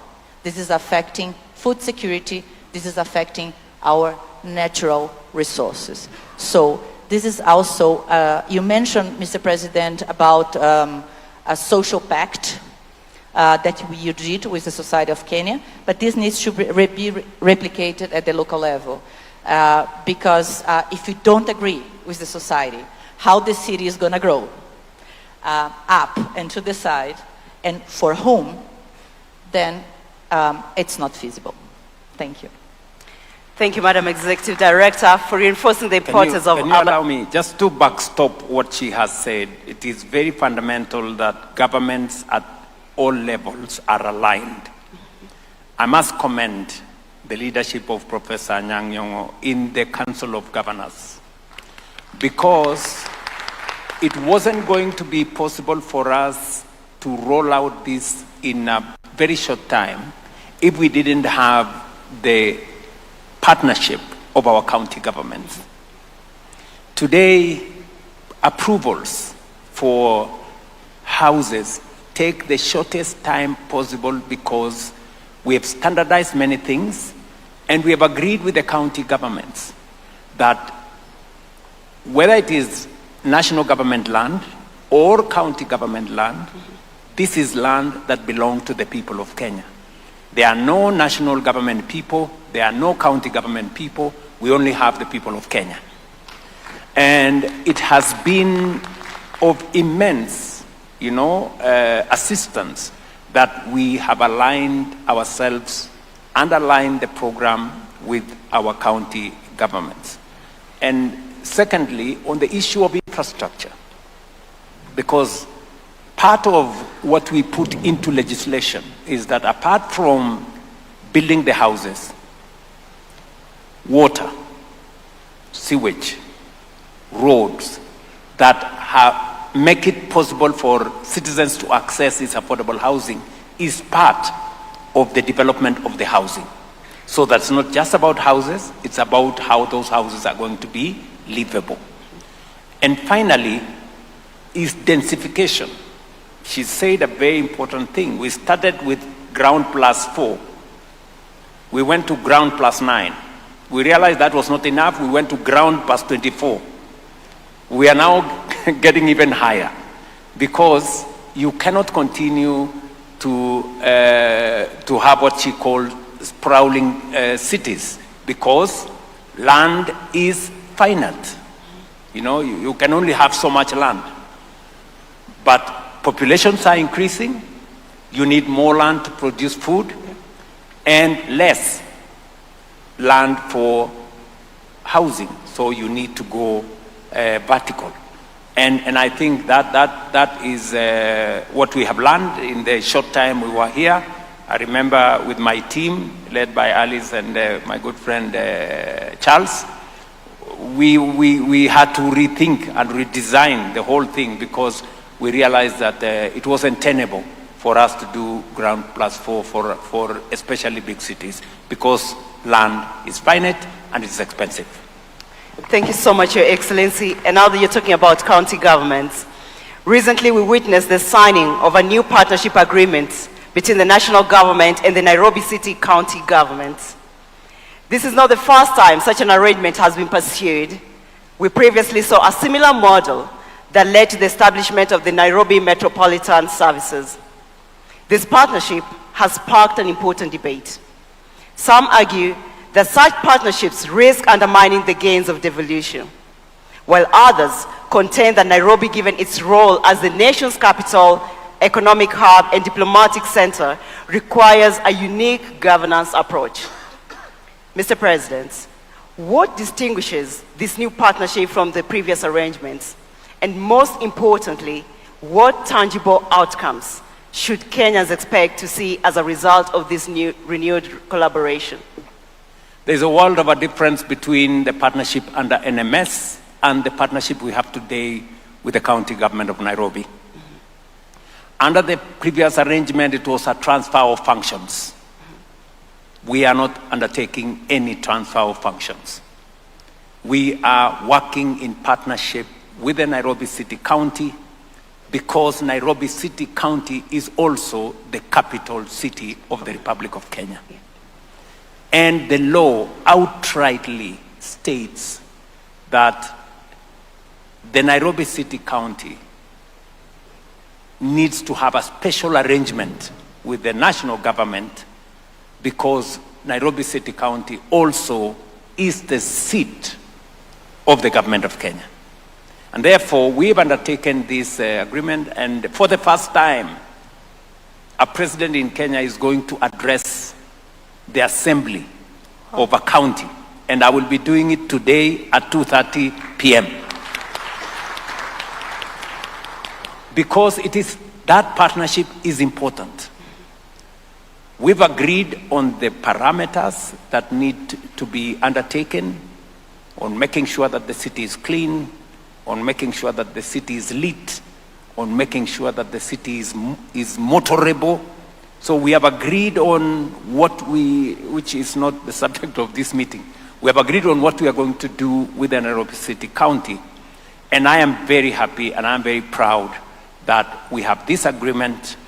It is not about the president, it's not about the governor, it's about the people of this city, and it's about the capital city of the Republic of Kenya. So that is the agreement we have signed. It is not undermining devolution. In fact, we will be empowering the city of Nairobi to do more and to get it better for the residents and for the Republic of Kenya. Because if Nairobi, many people, these great people who have come here, if they go back home, they will tell you, we went to Kenya. But actually they came to Nairobi. So Nairobi must present the right face of Kenya. So that is what we are trying to achieve. Thank you, Your Excellency. So yeah, we've heard from His Excellency on bold leadership, courageous leadership to get this big, audacious initiative going. But Mr. President, we also need money to ensure that we deliver at scale. So to respond to this question, I'd like to speak to Mr. Abbas Jar, Practice Manager, Urban Development and Disaster Risk Management, Eastern and Southern Africa at the World Bank. Mr. Jar, policy sets direction, but financing determines whether we arrive. Financing remains critical on both the demand and supply sides. Despite over $400 trillion in global capital, African cities remain underfinanced due to perceived risk, weak project pipelines, and limited creditworthiness. Mortgage penetration remains below 10% in most African countries, largely due to income informality. What is preventing private capital, particularly African capital, from flowing into housing and urban infrastructure? And what would a fully functional housing finance ecosystem look like? Thank you, Vivian. I think one of the advantages of coming towards the end is that everything that needs to be said has already been said. So I can just pick on the points previous speakers made. I want to begin by really commending His Excellency President Ruto's leadership on housing. And what I really appreciate at a personal level is the way you link housing to jobs and dignity. I think one thing, the Cabinet Secretary made a very good point, which is that cities are not just where jobs are created, it's how jobs are created. And that is something that is really, really important. If you think about cities and towns, they are places where people connect with other people across space and time to create value. And once you start thinking of a city or a town like that, everything else falls in place. And housing is one of the parts of that puzzle. So let me just start with a couple of numbers that are so sobering that it makes you pause. So in the 3 days that we have the Africa Urban Forum, 120,000 Africans will have moved from rural areas to cities. If we don't get this housing part right, 12 million Africans will live in informal settlements in precisely the substandard existence that the president mentioned, with the lack of dignity, with the lack of basic services. So we have to get this right. We cannot afford to not get it right. To come to your question, Vivian, what will it take? I think it will take 3 things. And the president has already mentioned a few of those. First, fix the land, fix the street, fix the sewage and the water before you put the housing in. That is super critical. And we have examples in Kenya, Dandora, we have examples in Angola, we have examples in Cote d'Ivoire of sites and services, which precisely does this. You put in the trunk infrastructure before the housing is built, so that you ensure that the private sector can come in a meaningful way. That's number one. But second is that often we think of the housing finance market as one market. It's actually 5 markets. If you think about it, when you start from the bottom, say the bottom 20%, they cannot afford a mortgage. They'll never be able to afford a mortgage. Then you have to think about things like targeted subsidies, sites and services, things like that. When you look at the middle of the market, there are things like, for example, 70% of housing in Africa is self-financed and incrementally. So people don't build a house at one go, they'll build step by step. So you need to match the finance with that and with their ability to pay. And then at the top of the market, you have the mortgages. And then there are things that you can do to improve the functioning of that market. But always remember that the housing finance market is actually several markets. And you need instruments for each of those markets. And the third point that I would say to get private capital in is something that Anna Claudia also mentioned, is that you need to link transport corridors, density, flood zones. You need to demarcate which parts of the towns and the cities are no-build zones so that the poor don't settle in these hazardous places. And by the way, now high-resolution satellite imagery gives us the ability to pinpoint precisely which are the areas that are going to flood, which should not be built up. I live in Nairobi. I love the city. But we saw flooding last month due to the heavy rains. So there are parts of cities and towns that should not ever be built up.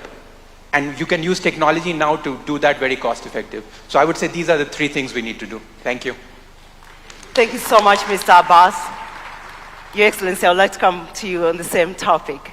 So recently, we saw the launch of the National Infrastructure Fund, alongside a number of innovative financing mechanisms, such as the securitization of the fuel levy to support road infrastructure, and the sports levy financing flagship projects like Talanta stadiums and the many stadiums that you're building across the country.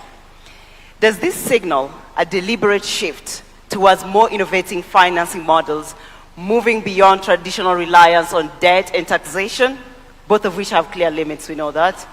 And secondly, with the National Infrastructure Fund now in place, should Kenyans expect to see accelerated investment in critical urban infrastructure, particularly in areas such as clean water and sanitation, drainage and sewer systems, and universal access to electricity? Thank you very much. Allow me just to mention something that my friend from the World Bank has said, which is fundamental. And we've learned this in the process, that housing market is not one. It's in several, categories.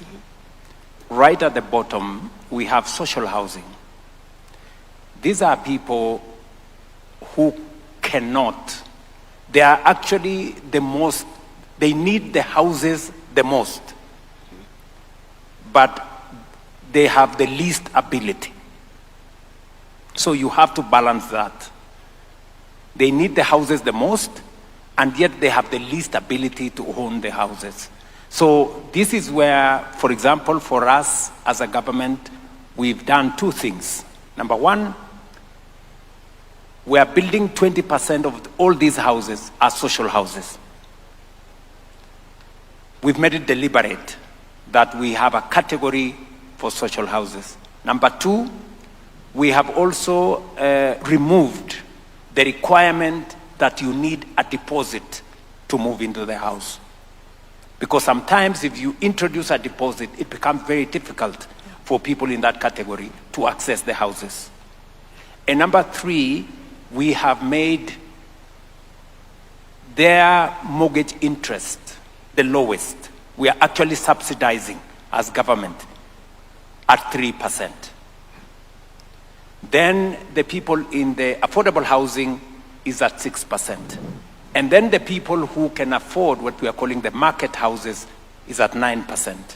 So I agree with the World Bank representative here that we have to be sensitive to the market so that we do not, in the process, lock out the people who need the houses the most.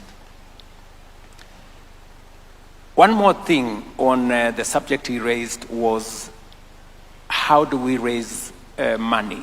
Yeah. You know, and that's the question you are asking me. Yeah. We can stretch taxes so far. We can stretch debt so far. For us in Kenya, we have said we will be very, very careful on matters to do with stretching taxes or stretching debt, because both have consequences. Yeah. And therefore, it requires government to think, you know, outside the box and become more innovative. How do we leverage on instruments that can be used for the development of a nation that limits or that reduces our exposure to debt or pushing citizens for taxes? And we have discovered some of them. You know, we have assets that we can deploy in a better way. Let me give you an example. You've just mentioned there about a big stadium we have built. In fact, we are using what we call the sports fund, which is a fund that has been there now, I think, for 10, 15 years. For 10, 15 years, this fund has not achieved much, except do a gate somewhere, do cabro someplace, you know, a small thing somewhere. What we have done is that we have turned that fund into using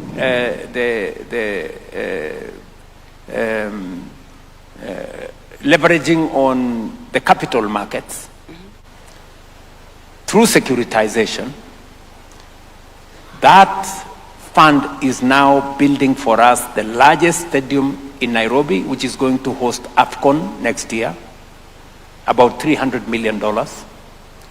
And another almost $200 million to build another 20 stadia across Kenya. Because sports, Kenya is a sporting nation. Yep. So many people are asking me, but where has this money come from? Have you gone to borrow more money? What have you done? So, innovative financing. Let me give you another example before we go to your question.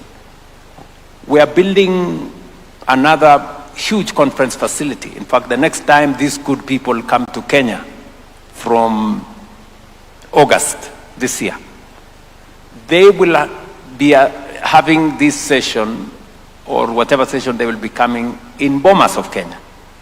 We're building another close to 350 million conference facility. Again, we haven't borrowed any money from nobody. We've used our own instruments that have always been there. The tourism levy, which has been there now for 20 years. And if you ask, what has this tourism levy done in 20 years? Nobody can point to any meaningful thing that it has done. Today, we are completing a $350 million conference facility that is going to, using the private sector, we're going to have 1,500 bed, 3 hotels, 5-star. you know. So this is innovation. It's not, we are not adding any more taxes. We are not borrowing any more money. We're just leveraging on the assets that we have. And you have mentioned the National Infrastructure Fund. This is part of the thinking that we have gone into. It is in our manifesto. When we wrote it into the manifesto 3 years ago, many people did not believe it's going to come to be. I did sign the law a month ago. I think today or tomorrow we are advertising for competitively for a board to run it. We have the first $800 million into that fund that came from our IPO privatization of Kenya Pipeline. God willing, we will have another $2 billion into that fund in a short while as we undertake raising money using our mature assets as a nation. And I want to tell this audience, as I tell the people of Kenya, the National Infrastructure Fund, yes, is going to deliver more infrastructure projects to the people of Kenya without pushing them for more taxes or without going into borrowing. And one of them that is going to happen in 2 months' time is the construction of the international airport in Nairobi. The National Infrastructure Fund is going to be the fund that is going to help us, provide our part of our equity. And we don't have to, it's going to be $1.5 billion facility, but we will be putting a fraction of it just to de-risk the process. And then the rest of the money, the private sector will come in through public-private partnership. We're going to work with the concessionaires, and we're going to build the airport using a small fraction of the National Infrastructure Fund. We already have 15 mega dams that are going to benefit from this fund. And I did make a commitment to the people of Kenya that any money that we raise from privatization, that we raise from mature assets of the nation, will be put in this fund. It will not be used to pay salary. It will not be used to pay debt. It is going to be used to develop infrastructure, so that we replace one piece of infrastructure with 2, 3, 4, 5 others. That is how we intend to drive this into the future. Thank you so much. So, ladies and gentlemen, if you were still asking yourself, how is His Excellency the global champion for affordable housing for all, you've heard it from him. It's not just about the political will, it's not just about the bold leadership, but he also knows how to get the resources that need to make these ideas a reality. A big round of applause to His Excellency. No, just one more. And now I'll turn to His Excellency Moses Vilakati, African Union Commissioner for Agriculture, Rural Development, Blue Economy, and Sustainable Environment. Your Excellency, in your speech, you have emphasized that the Nairobi Declaration must move beyond aspirations to clear commitments and measurable actions. What specific accountability mechanisms will the African Union put in place to ensure that member states actually deliver on affordable housing targets, particularly for low-income and informal settlement populations? Your Excellency. This is a mammoth task, but it's doable. Thank you, Your Excellency, for this elaborate and eloquent presentation, because it shows that it is doable. Now, here, Your Excellency, there's going to be a declaration termed Nairobi Declaration. As the AUC, we are proud that we'll be part of that journey. And once that declaration is there, it is then taken to the Assembly. I can assure you, Your Excellency, that in February next year, it will be there so that your colleagues, heads of states and government can then endorse it for implementation. Because our process always starts from there. That heads of states, governments have seen the document, they've looked at it, they edit it, they delete certain things, they add other things, because that is how it's supposed to be.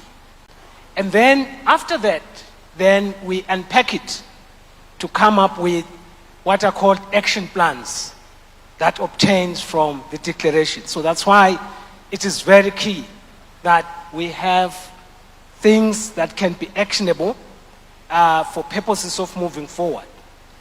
Now, then once we have those action plans, the member states then adopt it, they take it forward, they take some of these ideas that are coming from here and start saying, what is it that we can do? How I wish His Excellency the President would then address these member states to say, this is how I've done it.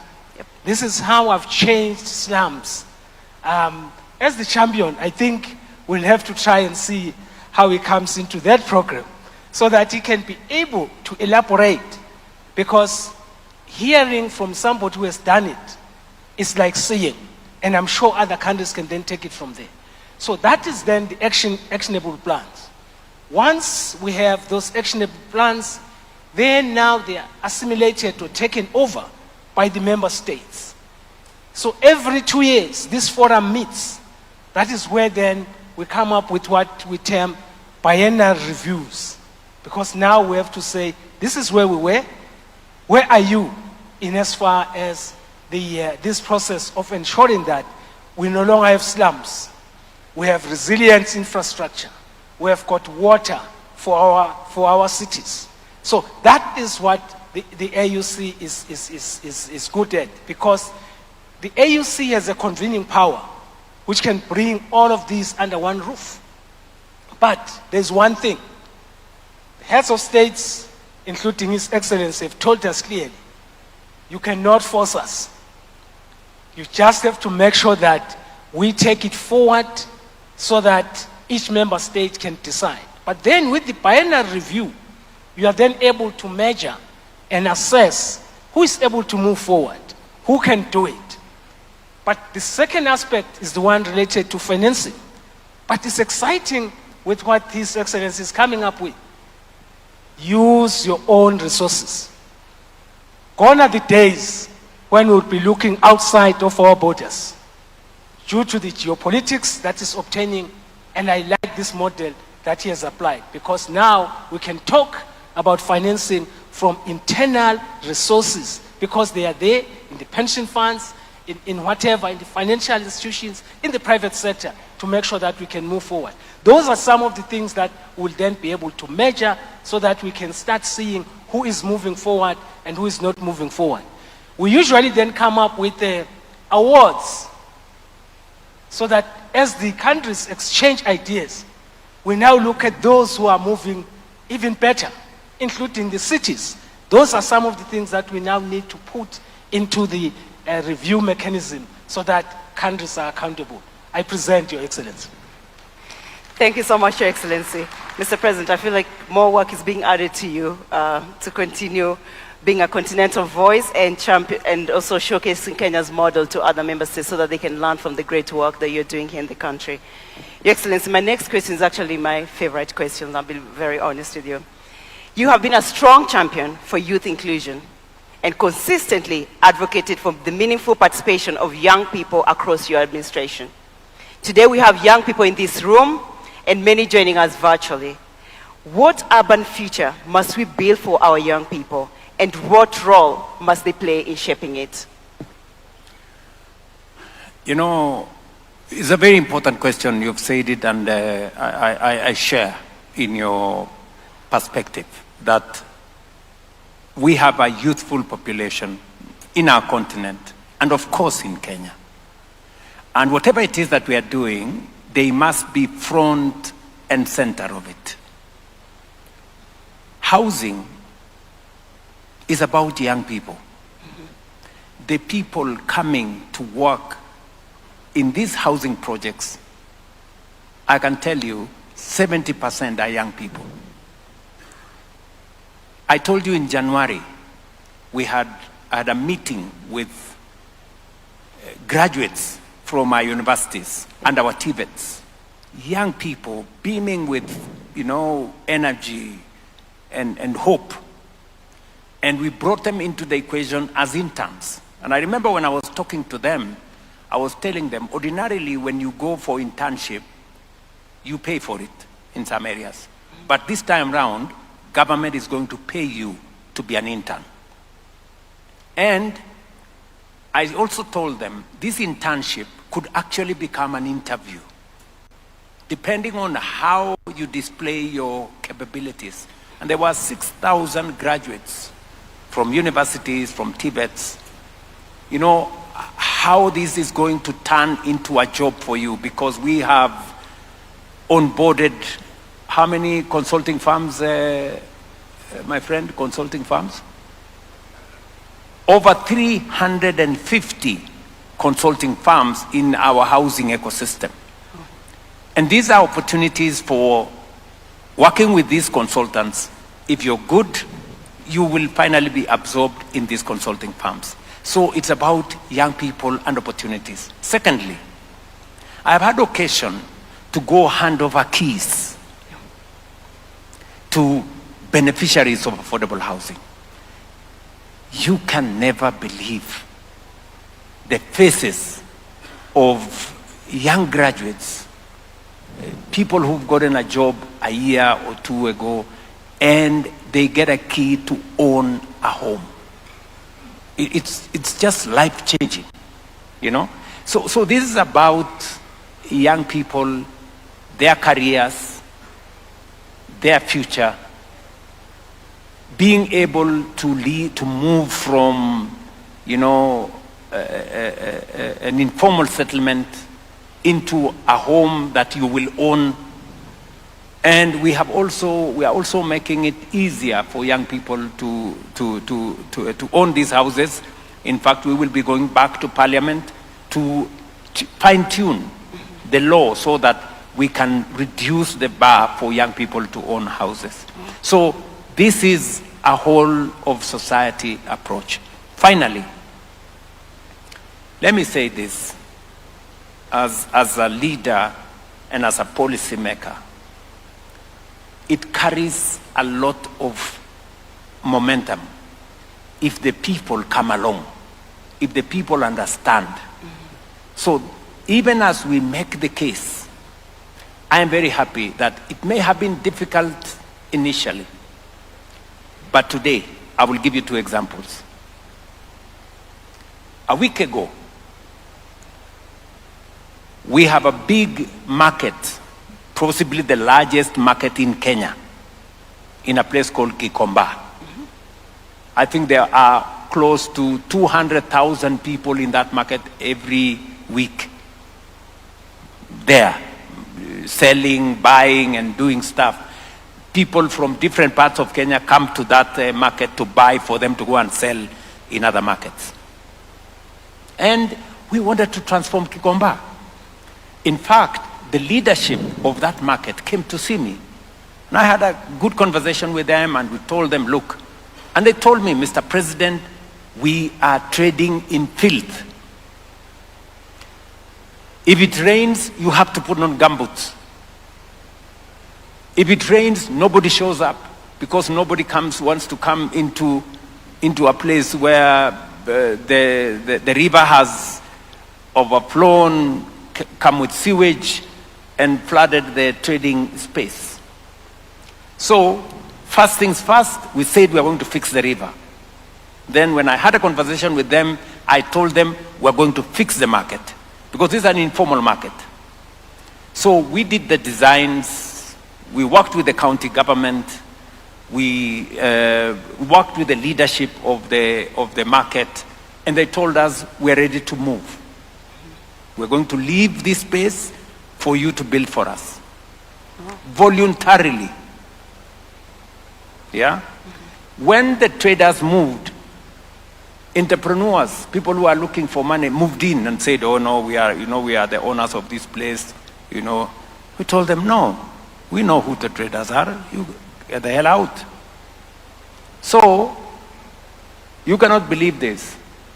So some people chasing popularity went and had a big meeting to say, oh, the government, why does the government want to remove these people? Blah, blah, blah. The traders themselves told those people, we decided that we are going to move because we want a modern market to be built for us.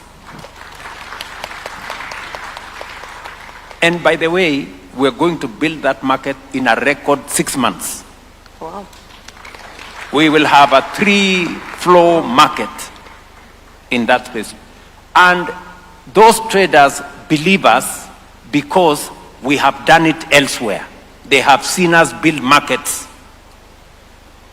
And they believe us because we are redeeming them from filth and dirt and sewer. But those fellows who went there to try and tell them not to move, they don't even buy anything from that Kikomba. They go to Yaya Center. When they finish the meeting, they will not go and buy nothing from there. They will go to Yaya Center, they will go to Sarit Center, they will go to the modern markets, but they want these people to continue trading in filth. How stupid can that be? So, that's just an example of how citizens can be part of the transformation. They are the ones saying, no, we want the market built. We are the traders here, we are moving out to give room for government to do the market for us. I'll give you another example. Yesterday, in Nairobi, in Kibra, citizens, we did the first phase of the first 4,000 housing units. We're now doing another 15,000 units, and citizens have to move to give room for us to build for them. Citizens were moving themselves. In fact, we had an accident yesterday. We lost 4 people because in the process of them pulling down their own, structures, there was an accident. But what encouraged me is that the people themselves are pulling down the informal structures to live, so that to give room for us to build for them houses. In the past, they would be resisting that we do not want to move. That is how, when citizens come on board, things become even easier.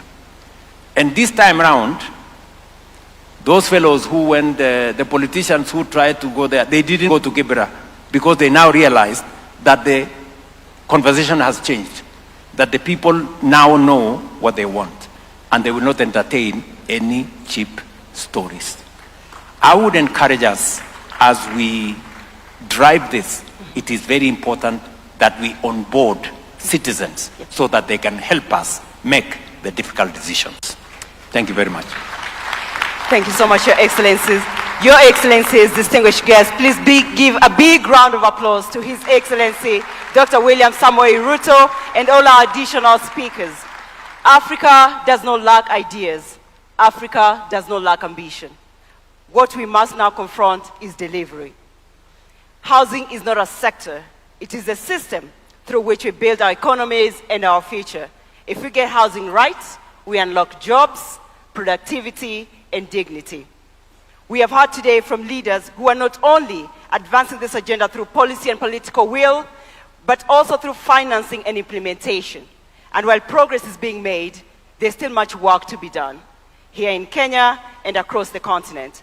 I would like to close with a powerful message delivered a few months ago by Your Excellency at the new Mukuru Housing Estate handover ceremony, and I quote, "Today, we are giving you keys, not just to open a door, not just to open a house, but to open a home,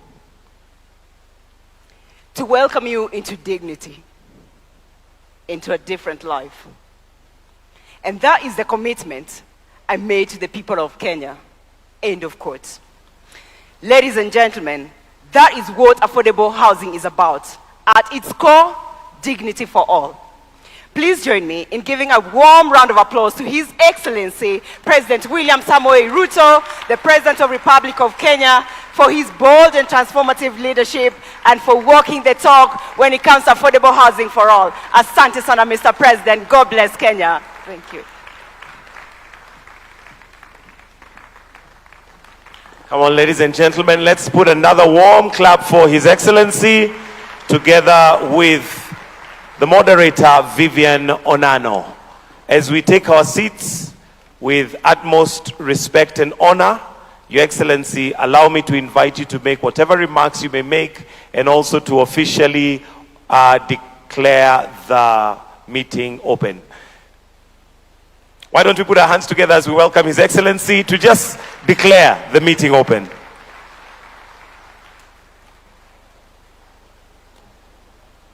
Ladies and gentlemen, I have nothing useful to add. This forum is officially open. Thank you very much. Your Excellency, so that you don't sit and come back, allow me to have you on stage. Let's take our seats briefly. There is also the launch of a report, and the AU would like to hand this over to you. So if we can have the booklets to kindly be brought forward. And as we do that, allow me to invite Ms. Anne-Claudia Rosbach and Moses Valcati to also be part of this session. If we can kindly have the booklets for AU to hand over to His Excellency the President before we proceed for a photo. The photo will be taken to my left, which is your right, shortly after this have been handed over. Vilcati to also join in this as we hand over the booklets to His Excellency.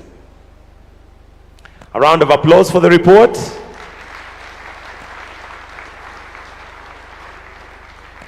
Then I'll request that you just hand, yes, hold the copies. Wonderful, wonderful. If I can get a thumbs up once the photographers, we are done. I think we are good. Thank you very much, Your Excellency. Thank you, sir. Thank you, Your Excellency. You may retreat to your seat.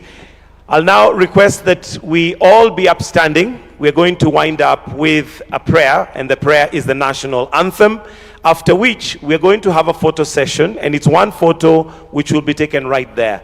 Only ministers and heads of delegation, kindly, and the rest of us will remain in our positions. For now, the national anthem.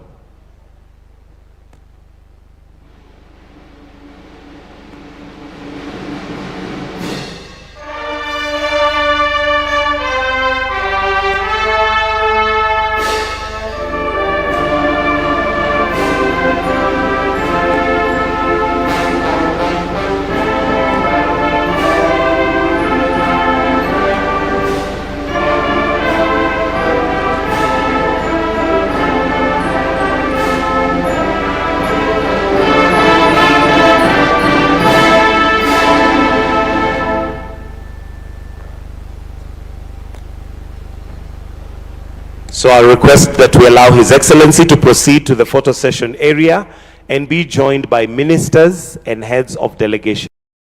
Kindly for the photo. That of course includes our CS and PSs present. So kindly as we